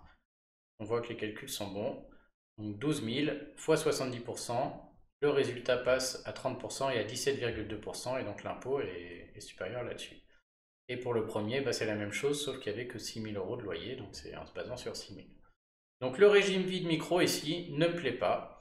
Et je peux tout de suite remplir ma ligne du régime meublé en micro, qui va pas me plaire non plus, hein. Si jamais ce gars-là passe en meublé et se met au micro-bic, c'est le même topo, sauf qu'il a un abattement de 50%. Donc je peux prendre mon fichier, je remplis le revenu imposable, je m'arrange, on va effacer ça, pour que les lignes 17, 18 et 19 représentent 50% des loyers, puisque tout ça va se déduire et qu'on veut un abattement de 50%. Donc là, je veux 3000, et à partir de là, je veux 6000. Hop. Et si je fais ça, j'utilise le fichier en mettant le microbic. Surtout, je ne regarde pas la trésorerie, mais pour la hausse de l'impôt ou la baisse, ça peut m'être très utile. Et notamment s'il y a un changement de tranche, au moins je le verrai ici. Donc si je suis au microbic, la première année, c'est 1 416 € d'impôt en plus. Non, je suis une année 7. Et les années suivantes, 2832. Je vous épargne les détails, hein, mais le régime micro ici ne me plaît pas non plus. Microbic. Donc on l'avait dit, hein, ces deux lignes, on les fait pour le plaisir, mais elles n'ont aucun sens, hein. Vraiment, ces deux lignes-là, voilà, en réel, on voit que je peux gagner de l'impôt, puis ne rien payer pendant un petit moment. En microbic, direct, j'en prends 1416, puis 2832 les années suivantes. Donc clairement, ici, les régimes micro n'ont rien à voir. Encore une fois, le 2832, on peut vérifier facilement, hein. c'est 12 000, le loyer déclaré. Là-dessus, j'ai un abattement de 50%, donc 12 000 fois 50%, ça fait 6 000. 6 000 qui passe à 30% et à 17,2, 6 000 fois 47,2%, vous retomberez sur vos 2 832 € d'impôt créés. Donc voilà pour le tableau. Donc ces deux lignes-là, hein, je vais les supprimer tout de suite, mais le vide micro et le meublé micro ne nous intéressent pas. Vraiment, on va les garder après les simulations, mais elles n'ont aucune importance. Maintenant, ce qui nous intéresse, c'est le régime réel. Et donc là, effectivement, le fichier marche beaucoup moins. Qu'est-ce qui se passe au régime réel? Et bien encore une fois, c'est assez simple. Je vais déclarer mes loyers. Donc soit, on peut reprendre le tableau, mais soit 6 000, soit 12 000. Donc ça marche. Le tableau marche aussi pour les travaux déductibles, parce que même si je suis au régime réel en meublé, j'ai le droit de déduire mes travaux, donc mes 40 000. J'ai le droit de déduire mes intérêts d'emprunt, donc je peux tout à fait remplir le tableau pour voir ce qui se passe. 1,2%, on a dit, sur 20 ans. Donc jusque là, le tableau est correct. Meublé, vous avez aussi le droit de déduire les autres déductions, hein, c'est les mêmes, hein, donc les 4 000 € déductibles chaque année, pas de problème. On peut les mettre aussi.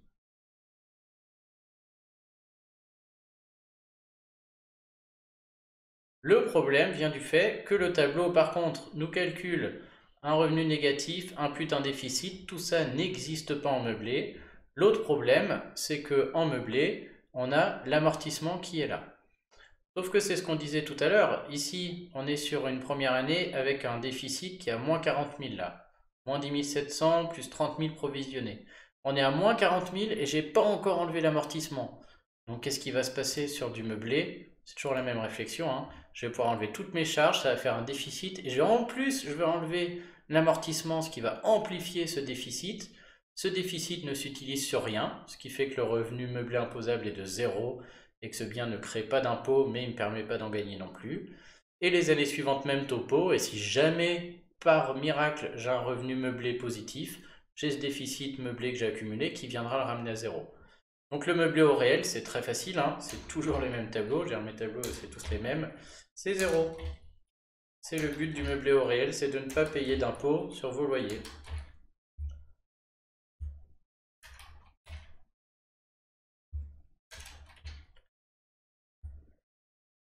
Et donc là, bah voilà la grande question, est-ce que je loue vide ou meublé? Et ben moi, mesdames et messieurs, je n'en sais rien, ça dépend de vos besoins objectifs. Ce que je peux vous dire, c'est que si vous louez, c'est que déjà le régime micro n'a aucun sens. On voit ici, ça fait tout de suite un impôt énorme, et du coup, vous pouvez les oublier tous les deux, hein.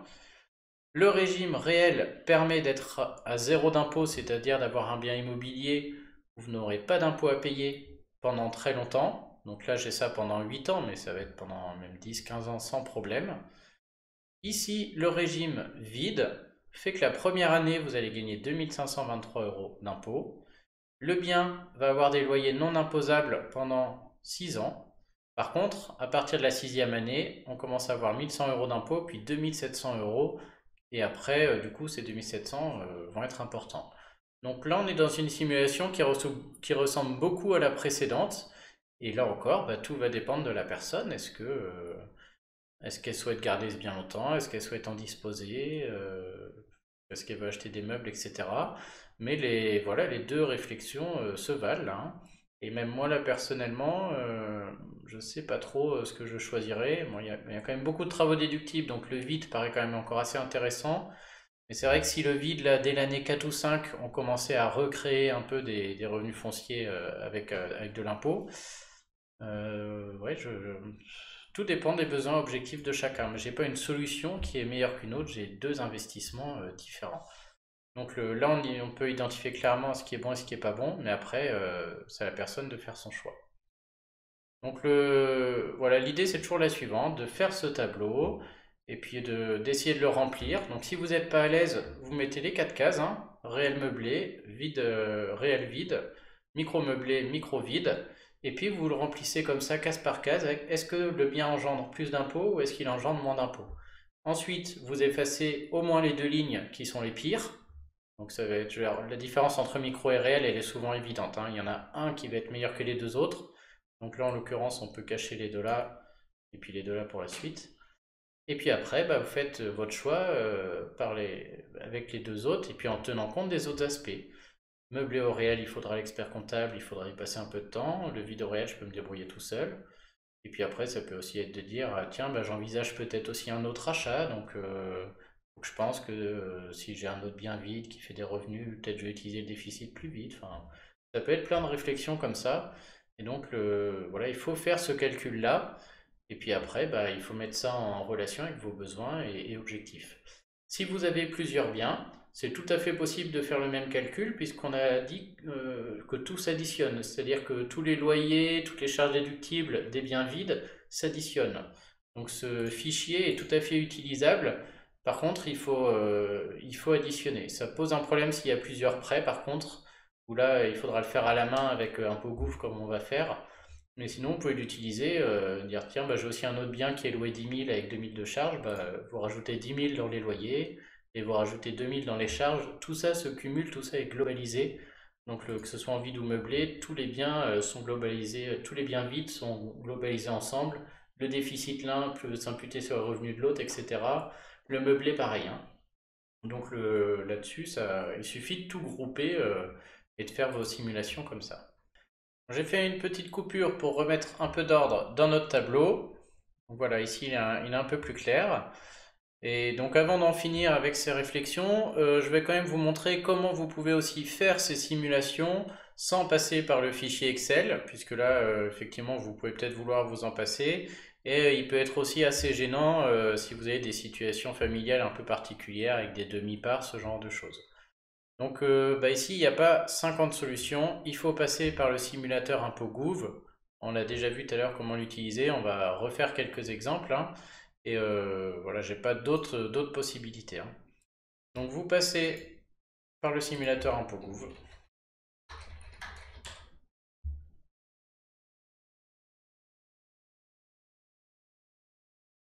Il est ici. Le simulateur, le modèle simplifié peut suffire amplement. Par contre, il va falloir re-regarder les vidéos, c'est pas clair, c'est-à-dire il va falloir maîtriser la notion de revenu foncier imposable, que ce soit en vide ou en meublé, puisque l'idée, ça va être de remplir le simulateur avec le bon nombre de parts, la bonne situation familiale, le bon salaire ou vos autres revenus, comme ça vous n'allez pas vous embêter. Par contre, on va dire au simulateur le revenu imposable. Donc tout l'aspect de dire il y a l'abattement de 50% ou le déficit s'impute à 2700 et autres, ça, il va falloir que vous le maîtrisiez un peu pour le calculer et le remplir correctement. Donc j'espère l'avoir expliqué correctement dans les vidéos passées. Mais voilà, on va voir. Imaginons, là j'ai le même cas, et on va prendre d'abord la ligne la plus simple. J'ai envie de calculer l'impôt chaque année si ce gars-là, il loue en vide au micro. Bah, du coup, qu'est-ce que je fais? Je suis obligé de faire une première simulation pour voir quel est son impôt sans le bien immobilier. Donc on y va, il a quoi? Il est célibataire, il a 35 000 euros déclarés, et c'est à peu près tout pour lui. Donc je fais une première simulation, mais qu'il est célibataire, je rentre une année de naissance, donc on peut mettre la vraie année de naissance. Je reporte toutes les cases que je vois sur la déclaration d'impôt qu'on retient pour faire la simulation, la dernière connue. Donc imaginons 35 000. Et je valide. On me dit que l'impôt est de 3 456 euros. Donc bah là, j'ai pas 50 choix, hein. Vous prenez un fichier Excel, et puis hop, impôt sans le bien en année 1. 3 456 euros. Ensuite, impôt au micro vide en année 1. Ensuite, bah, avoir fait une autre simulation en disant, bon bah voilà, si maintenant cette personne, toujours célibataire, toujours ses mêmes revenus, loue un bien et qu'elle perçoit, on a dit quoi la première année, 6 000 euros de loyer la première année, et bah vous faites la simulation dans les cascades. 6 000 euros, là je considère d'abord qu'elle est au micro foncier. Donc c'est parti, 6 000. et je valide. Ça fait 4 716 € d'impôts et 722 de prélèvements sociaux, donc en tout 5 438. Donc je reprends mon fichier Excel, je note que si elle est au micro, ça fait 5 438.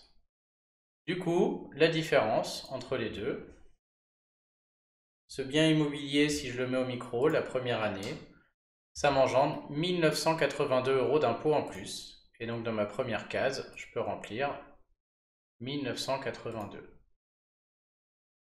Hop, et on retrouve ce montant-là. Et puis même chose pour l'année 2. Donc là j'ai considéré qu'il gardait les mêmes salaires, mais si vous considérez qu'il monte à 40 000, il faut faire une première simulation. Quel est l'impôt sans le bien en année 2? Puis une deuxième simulation, celle-là on va la faire parce que du coup en année 2 les loyers passent à 12 000. Donc je refais une simulation. Si jamais je suis en année 2 et que mes loyers ont changé, toujours 35 000 € de salaire, et je suis au micro-foncier, mais cette fois je suis à 12 000. Je valide, et donc mon impôt global est de 7 421. Donc je suis obligé de reprendre mon fichier. L'impôt sans le bien en année 2, c'est toujours le même, c'est 3 456. L'impôt au micro vide en année 2, c'est 7 421. Du coup, ce bien immobilier, qu'est-ce qui m'a engendré en plus? Hop, 3 965 €. Ce bien immobilier me coûte 3 965 € en année 2, etc. etc. Donc voilà, comme après ça bouge pas, cette ligne-là, elle aurait pu être remplie. Donc c'est un peu plus fastidieux, puisque il faut faire à chaque fois, chaque simulation année par année. Et puis ce travail, il faut le faire 4 fois, puisque là je n'ai fait que l'impact du vide au régime micro-foncier. Donc c'est très fastidieux, c'est moins rapide, mais bon, il y a quand même des avantages. Le premier, c'est que s'il y a des demi-parts ou autres, mon fichier, même le fichier payant, ne le fait pas. Donc au niveau impôt gouv, même moi j'utilise, souvent sur des cas, enfin j'ai reproduit sur un fichier Excel, mais si j'utilise pour vérifier. Et le deuxième aspect, c'est que si le fait d'imputer un déficit fait changer de tranche et qu'il y a une partie qui passe à 30, l'autre partie à 11, ça avec impôt gouv, vous l'aurez. Bon, vous l'avez aussi dans le fichier, mais en faisant ouais, dans les deux cas, vous l'avez, cela dit. Ah non, du coup, c'est pas un avantage particulièrement. Donc le seul avantage, c'est vraiment quand vous pouvez pas faire la simulation via mon fichier. Donc pour autant, ça permet aussi de vérifier, moi j'aime bien, et de bien comprendre la logique. On va quand même faire les autres cases pour voir les cases à remplir une par une. Maintenant, si je veux voir ce que ce gars-là fait au micro, donc si jamais au micro-bic, si jamais il est au meublé. Donc même topo. Je regarde l'impôt sans le bien l'année 1. Donc ça c'est bon, je le connais, il ne bouge pas, je l'ai déjà calculé, donc ça c'est bon. Maintenant on va chercher l'impôt au micro, s'il est au réel l'année 1. Et même topo pour l'année 2 puisque le loyer change. Donc là vous avez deux options.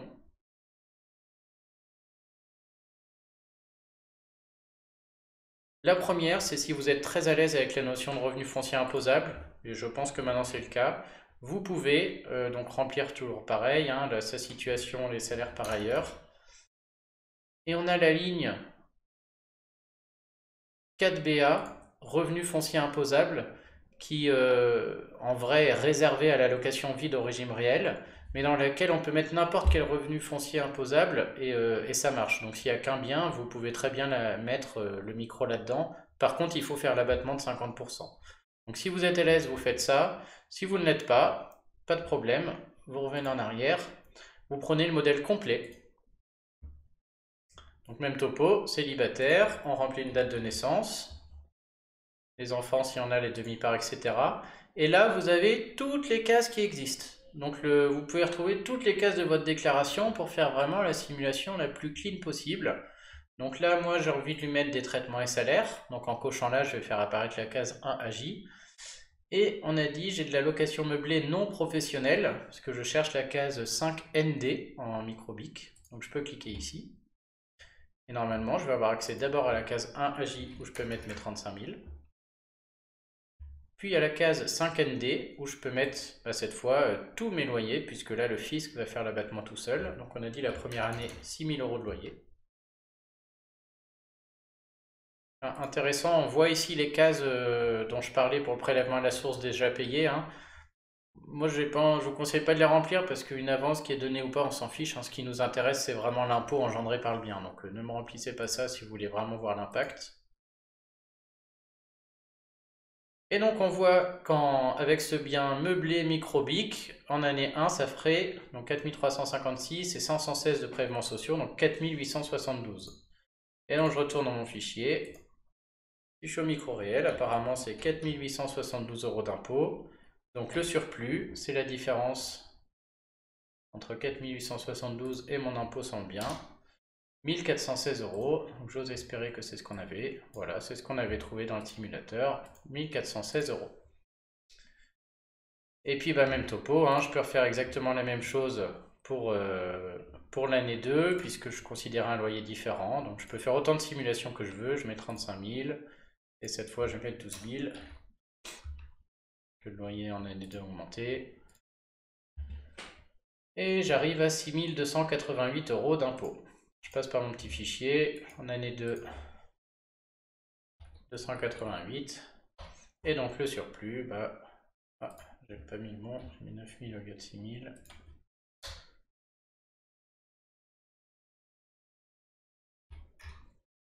« 2 832 € d'impôt en plus, engendré par ce bien immobilier, s'il est au micro-BIC, etc. » Donc vous voyez, le simulateur ImpôGouv est quand même pas mal, hein. On peut vérifier qu'on ne fait pas de bêtises avec l'autre simulateur. Et puis voilà, chaque année, on peut vraiment voir est-ce que l'impôt baisse ou est-ce qu'il augmente.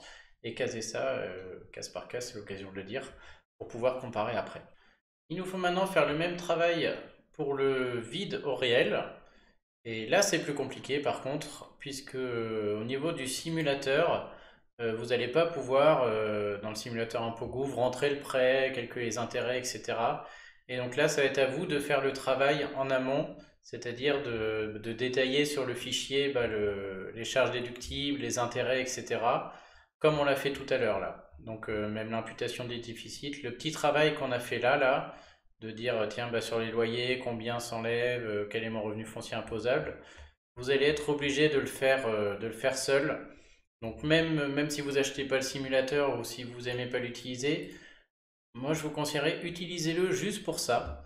C'est-à-dire que là, si je veux du coup faire ma simulation là, sur ImpôGouv et continuer avec juste ImpôGouv, au moment du régime vide, je suis un peu bloqué. Parce que, on va aller le voir, hein. Donc j'utilise le modèle, je vais mettre simplifié, mais l'autre c'est pareil. Bon, on va mettre modèle complet si vous voulez.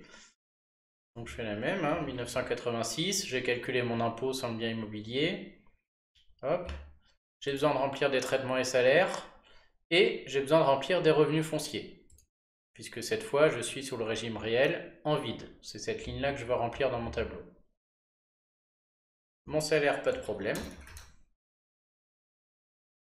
Et là, je suis embêté, puisque la cadre revenu foncier permet de mettre le micro, mais ça ne permet pas de remplir une 2044. Moi, ce que j'aurais aimé, là, c'est remplir une 2044 pour mettre les loyers, mes charges, la taxe foncière, les intérêts d'emprunt, et que le logiciel tout seul m'enlève jusqu'à 10 700 et provisionne le reste et me dise à la fin combien est provisionné ou autre.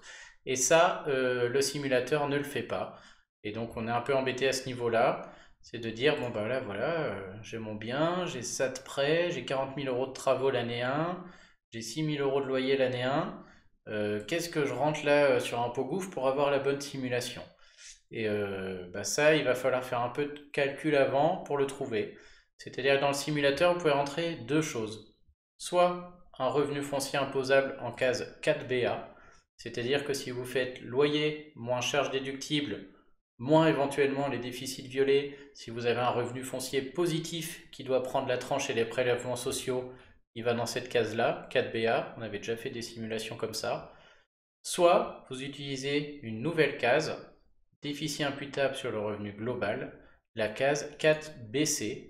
Ça, c'est la case que vous utilisez si vous avez du déficit orange, c'est-à-dire entre 0 et moins 10 700, qui doit s'imputer sur les autres revenus. Les autres cases, elles ne servent à rien ici, c'est-à-dire remplir un déficit provisionné ou autre, ça sert à rien. Genre, au niveau calcul de l'impôt, là, il va falloir que vous trouviez tout seul le revenu foncier imposable ou tout seul la partie qui s'impute sur le revenu global.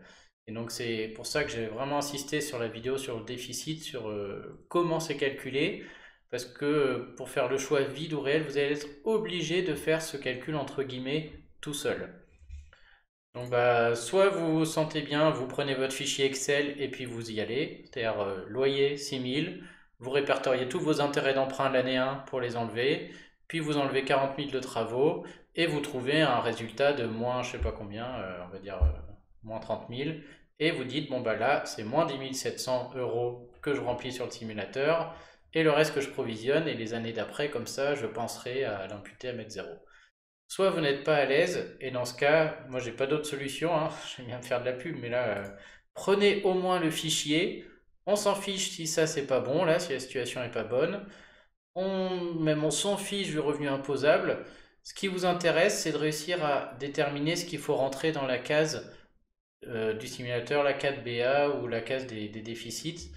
Donc vous remplissez les données sur le prêt, ici, vous remplissez vos loyers, vos travaux, vos charges déductibles, et au moins le premier calcul se fait tout seul. C'est-à-dire que les intérêts déductibles, là c'est 2951, 6000 moins 40 000 moins ça moins 4000, ça fait que j'ai 10 700 qui vont s'imputer sur les autres revenus et j'ai 30 251 qui vont se provisionner.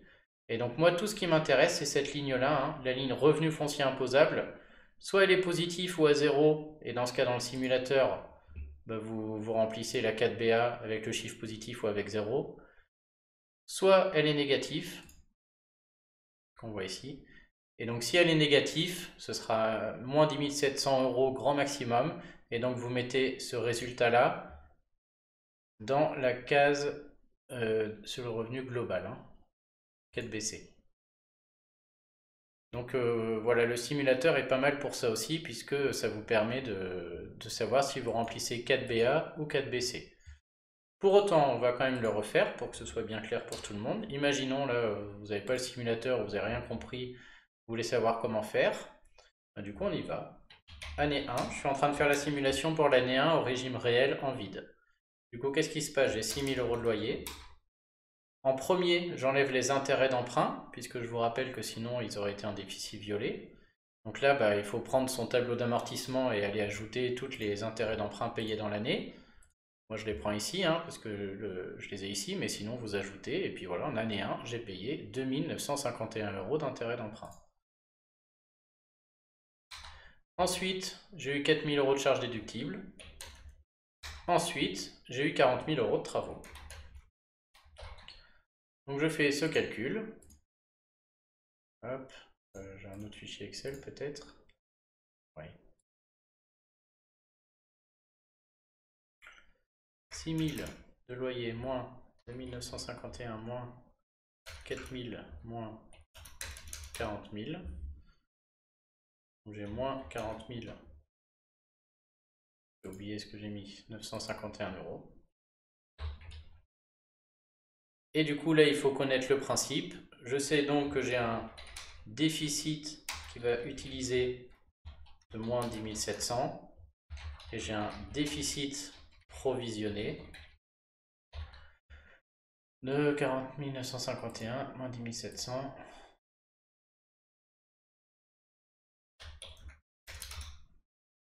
30 251 euros.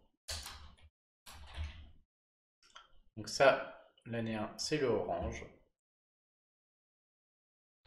Et ça, l'année 1, c'est le violet. On peut vérifier dans le fichier Excel qu'on avait bien la même chose. Hein. 30 251 reportables et 10 700 euros qui s'imputent immédiatement. Ok. Donc si vous voulez remplir le simulateur impôt gouv pour faire le vide réel l'année 1, ce qui nous intéresse, c'est pas le provisionné. Le provisionné va nous intéresser pour les années suivantes. Ce qui nous intéresse, c'est le revenu foncier imposable ou le déficit jusqu'à moins 10 700. Donc ici, j'ai moins 10 700. Et donc, c'est ça que je vais mettre en case imputation sur le revenu global 4BC. Alors, il faut mettre le chiffre positif. Hein. donc 10 700 €, et ça va marcher comme ça. Donc je répète, du coup l'année 1, je reviens en arrière, hein. Je fais ma simulation l'année 1, donc d'abord simulation sans bien immobilier, on l'a déjà faite, puis avec les revenus fonciers, célibataire, 35 000 € de salaire déclaré, et 10 700 € de déficit qui s'impute sur les autres revenus la première année. Du coup, l'impôt est de 933 €. On peut vérifier pour le simulateur, hein. On avait bien 933 €. Moi, en tout cas, je fais sans le simulateur, donc je finis avec mon petit fichier. On disait, là, cette fois, on fait l'impôt au régime réel vide. J'ai mis micro réel, n'importe quoi.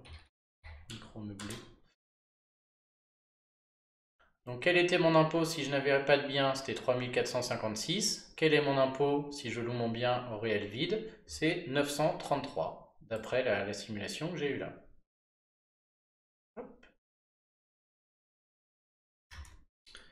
Du coup, quel est le surplus ou le gain d'impôt engendré par le bien? Cette fois, au lieu de payer 3456, j'ai payé 933. J'ai donc gagné 2523 €. Et donc on retrouve les 2523 € ici. Et ça, j'ai pu le faire du coup avec le simulateur qui m'a aussi sorti les 933. Bon, je vais revenir après sur ce montant de 2523, puisqu'il y en a qui ont tiqué peut-être là-dessus. Et si vous avez tiqué là-dessus, c'est que la formation se passe très bien, puisque effectivement, il y avait un piège là-dessus. On va voir pourquoi. Je finis quand même la réflexion. Si jamais la personne veut continuer à faire la simulation avec un pot gouffre pour savoir s'il faut louer vide ou meublé, bah après il faut faire le même travail. Donc année 2, hop. Il va falloir qu'il recalcule tout seul le revenu imposable. C'est-à-dire qu'il va falloir qu'il se dise, bon, qu'est-ce qui se passe en année 2? J'ai 12 000 € de loyer, mais j'ai 4 000 € de charges et j'ai les intérêts d'emprunt. Donc je prends le relevé de ma banque et je les additionne. Là, moi ici, je les ai là, hein, 2843. 2843. Donc ça fait, on va jusqu'au bout, hein, moins 4000 moins 2843, ça fait 5157. Mais il se trouve que j'aurai pas un revenu foncier imposable de 5157 parce que je vais utiliser mon déficit provisionné de 30 000. Donc le revenu foncier imposable, ce sera 0. Et mon nouveau déficit provisionné, ce sera 30 251 moins 5157. C'est le travail qu'on a fait tout à l'heure, hein. Je me répète sûrement beaucoup, mais bon. Un peu nécessaire, et ça fait 25 094. Ça, toujours pareil, c'est le violet. Du coup, bah, en année 2, revenu foncier imposable de 0. Bah, vous pouvez faire la simulation si vous voulez, mais ça fait que rien ne change, hein. L'impôt ne change pas, et donc on retrouve notre 0 ici. Et donc, bah, il faut aller au bout, hein, c'est-à-dire qu'il faut faire l'année 3, 12 000 moins 4 000 moins les nouveaux intérêts d'emprunt, voir combien j'utilise de déficit, et le revenu foncier imposable sera 0 en année 3, 4, 5, 6. C'est qu'en année 7 que du coup on aura un revenu foncier imposable positif. Et donc le jour où vous me faites 12 000 moins 4 000 moins les intérêts d'emprunt, et que là vous obtenez un chiffre positif et qu'il n'y a plus de déficit, et bien au niveau du simulateur, ce chiffre positif, ce revenu foncier imposable positif, vous me le mettez en case 4BA. Donc revenu foncier, 35 000. Et il sera ici. Vous me le mettez ici, et là il va subir la tranche, les prélèvements sociaux, et donc c'est comme ça qu'on peut remplir ces deux cases.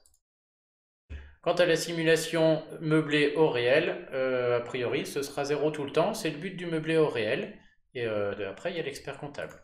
Et donc là on a de quoi faire nos choix. Les meublés, tout de suite on voit à quel point c'est affreux, hein. Il y a de l'impôt dès le début, très très fort, de plus en plus fort, alors que dans les deux autres on peut éviter l'impôt, voire même avoir une restitution. Donc là il n'y a pas photo. Et puis du coup le choix se fait entre meublé au vide, et là on n'a pas de meilleur choix, on a deux investissements différents sur ce genre de cas. Donc le faites toujours comme ça, prenez les 6, 7, 8 premières années, Vous pouvez faire les 4 régimes si vous n'êtes pas à l'aise. Et en faisant comme ça les calculs étape par étape, soit avec mon simulateur, soit celui des impôts, exactement comme on vient de le faire. Et après, du coup, c'est beaucoup plus facile de voir au niveau fiscal ce qui est mieux pour votre bien. Donc avant d'en terminer, quand même, chose très importante, et si vous l'avez vu, je suis très impressionné, je ne vais pas vous mentir, on va revenir sur ce chiffre-là. Je vous ai dit depuis un petit moment hein, que si cette personne prenait le régime réel, en vide, la première année, elle allait avoir un gain fiscal de 2523 euros. Ce gain fiscal, tout simplement pourquoi? Parce que comme elle a fait beaucoup de travaux, elle a un déficit de 10 700 euros qui s'impute immédiatement sur les autres revenus, et donc sur les salaires. Et donc il y a peut-être des petits malins parmi vous, parce que ça fait un moment que je vous le rabâche quand même. Hein. Je vous ai dit quoi? Je vous ai dit qu'un déficit orange, qu'est-ce qu'on y gagne? On y gagne la tranche d'imposition. Et donc, logiquement, je veux dire, sans même aller faire les calculs, si j'avais fait du calcul rapide, j'aurais cherché la tranche de ce gars-là, 35 000 à une part, on est entre 25 000 et 70 000. Et donc, j'ai envie de penser que le... Bon, c'est pas 35 000, pardon, c'est 35 000 moins 10%, ça fait 31 500. 31 500 de revenus imposables, il est dans une tranche à 30, puisqu'on est entre 25 000 et 72 000. Et donc, je vous ai dit, hein, déficit orange, on y gagne la tranche d'imposition. Donc, a priori, moi, la première année, là, dans cette case, j'aurais attendu 10 700 fois 30%. C'est ce que j'arrête pas de vous dire depuis une plombe. Et 10 700 à 30%, on s'attendait à gagner 3 210 euros d'impôt. Et pourtant, on a gagné moins. On n'a pas gagné 3 210 euros d'impôt, on a gagné 2 523 euros. Pourquoi? Vous pouvez mettre pause et essayer de deviner un peu pourquoi. Et bien là, il y a une double raison. La première, assez évidente, c'est que lui, il est passé de 31 500 donc de revenus imposables à moins 10 700, donc il est passé à 21 500, c'est-à-dire qu'il a changé de tranche d'imposition. Et donc dans les 10 700, il y a une partie qui a été déduite à 30 et une partie qui a été déduite à 11, puisque malheureusement, cette baisse, la première année, là, l'a fait basculer dans la tranche en dessous, alors qu'il était pourtant bien ancré dans la tranche à 30. Donc c'est un des premiers aspects qui fait que c'est important de faire les simulations soit sur ImpôGouv, soit avec mon simulateur, plutôt qu'en calcul rapide, puisqu'on a quand même des surprises. Et deuxième aspect, non seulement il y a une partie qui est passée à 30 et une partie qui est passée à 11, mais en plus, cette personne, du coup, a bénéficié de la décote. Et du coup, il y a quand même eu encore un surplus d'impôts par rapport à ce qu'il aurait dû avoir. Donc le calcul là, c'était quasiment mission impossible. Donc on peut le regarder, hein, on peut le refaire, si vous voulez bien. Hop. Donc c'était donc traitement et salaire, revenus fonciers. Donc il y avait 35 000 euros. On a mis un déficit de 10 700. Et le fisc nous calcule un impôt de 933. Et ici on voit bien, du coup il est passé à 20 800 euros de revenus imposables. Donc déjà il est dans la tranche à 11. Ça veut dire que sur mes 10 700, j'ai une partie qui est passée à 11, une partie à 30. Mais en plus, il a eu une décote de 246 euros. Donc vous voyez, c'était très dur d'estimer le gain fiscal là-dessus. Hein, pour trouver ce 933 euros d'impôt, voilà, ça se fait à la main, il y aurait eu beaucoup d'erreurs. Donc on voit que le simulateur ImpôGouv le calcule. Et on voit aussi que sur mon fichier, normalement, on devrait voir 933 euros d'impôt. Et voilà, c'était cette simulation-là. On voit que le simulateur prend en compte par exemple la décote. Donc ces deux outils sont aussi nécessaires pour des calculs comme ça un peu techniques. Donc voilà, pour conclure, cette partie, est-ce que je loue vide, est-ce que je loue meublé? Trois conseils. Donc vos premiers achats immobiliers, si c'est vraiment voilà, si le tout début de vos investissements immobiliers, ou si vous avez peu de biens, principalement ça va passer par trois choses. Et le premier, c'est faire le bon choix. Est-ce que je loue vide? Est-ce que je loue meublé? C'est vraiment la grande question à vous poser. Et bah, le choix, vous l'avez vu, est difficile et j'ai pas mieux pour vous aider. C'est-à-dire que soit vous êtes capable de refaire les simulations comme je l'ai expliqué, soit bah, je suis navré de ne pas avoir été assez clair, mais dans ce cas, il va falloir passer par un professionnel. Mais ce choix entre vide et meublé peut avoir vraiment un réel impact. Et le deuxième choix, et bien sûr, c'est de faire le bon choix entre le micro et le réel. Donc encore une fois, j'espère vous avoir démontré un peu comment le faire ici et vous avoir aidé avec les outils, mais c'est vraiment primordial puisque la différence en impôt est énorme, hein. Là, si je reviens sur mon schéma, alors là, cette personne-là, si elle se trompe, qu'elle se met en micro-bic parce que ça paraît plus simple et elle s'embête pas, bah là, c'est quand même assez dramatique parce que c'est 2 000 € d'impôt la première année, 4 000 € les impôts suivantes, alors qu'elle aurait pu rien payer, voire même regagner un peu d'argent au début. Là, ouais, au niveau rentabilité, c'est affreux, hein. Donc le choix sur l'impôt, il est vraiment difficile. Et entre vide et meublé, entre micro et réel, au moins sur le LMNP et le vide, là, c'est des choses que vous pouvez faire tout seul et qui sont assez, pas simples, mais bon, qui peuvent être faits sans professionnel. Et troisième point important, si jamais vous partez sur le régime réel meublé, dans ce cas, faites-vous accompagner. Pour le reste, sinon, prenez le temps de bien remplir la déclaration d'impôt, et notamment sur le vide réel, comme on l'a vu. Donc il n'y a pas de meilleure solution, hein, c'est selon la situation de chacun, etc. Mais voilà, il faut se faire bien accompagner sur du réel, et sinon ne rien oublier dans la déclaration d'impôt. Donc voilà, jusqu'ici, pour moi, c'est pas, j'ai envie de dire 80% des gens que je rencontre, peut-être même 90% ou 90% des investisseurs, alors, il n'y a pas besoin d'aller plus loin, il n'y a pas besoin d'aller chercher du LMP, de la SCI, on va voir ça tout à l'heure. Si déjà vous faites les bons choix ici, si vous faites bien accompagner sur du réel meublé, on le voit, hein, il y a, genre, tout ça là, ça se passe très bien. On n'a pas d'impôt sur du meublé, on paie un peu d'expert comptable. Ici, on récupère un peu d'argent, ça se passe bien.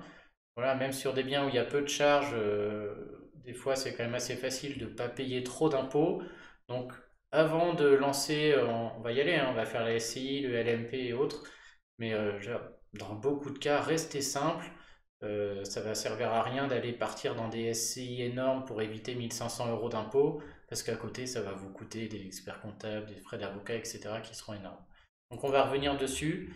Et voilà. Pour moi là, on a fait vraiment la partie la plus importante de la formation, c'est déjà de comprendre tout ce qu'on a vu jusqu'ici, j'exclus LMP, parce que tout ça, vous pouvez le faire seul, vous pouvez l'estimer seul, il y a un peu besoin d'experts comptables au réel, mais on comprend quand même vite que ça permet de ne pas payer d'impôts, et donc à partir de là, on peut facilement comparer aux autres, et ça permet de solutionner quasiment tous les problèmes et d'optimiser vraiment la plupart des cas.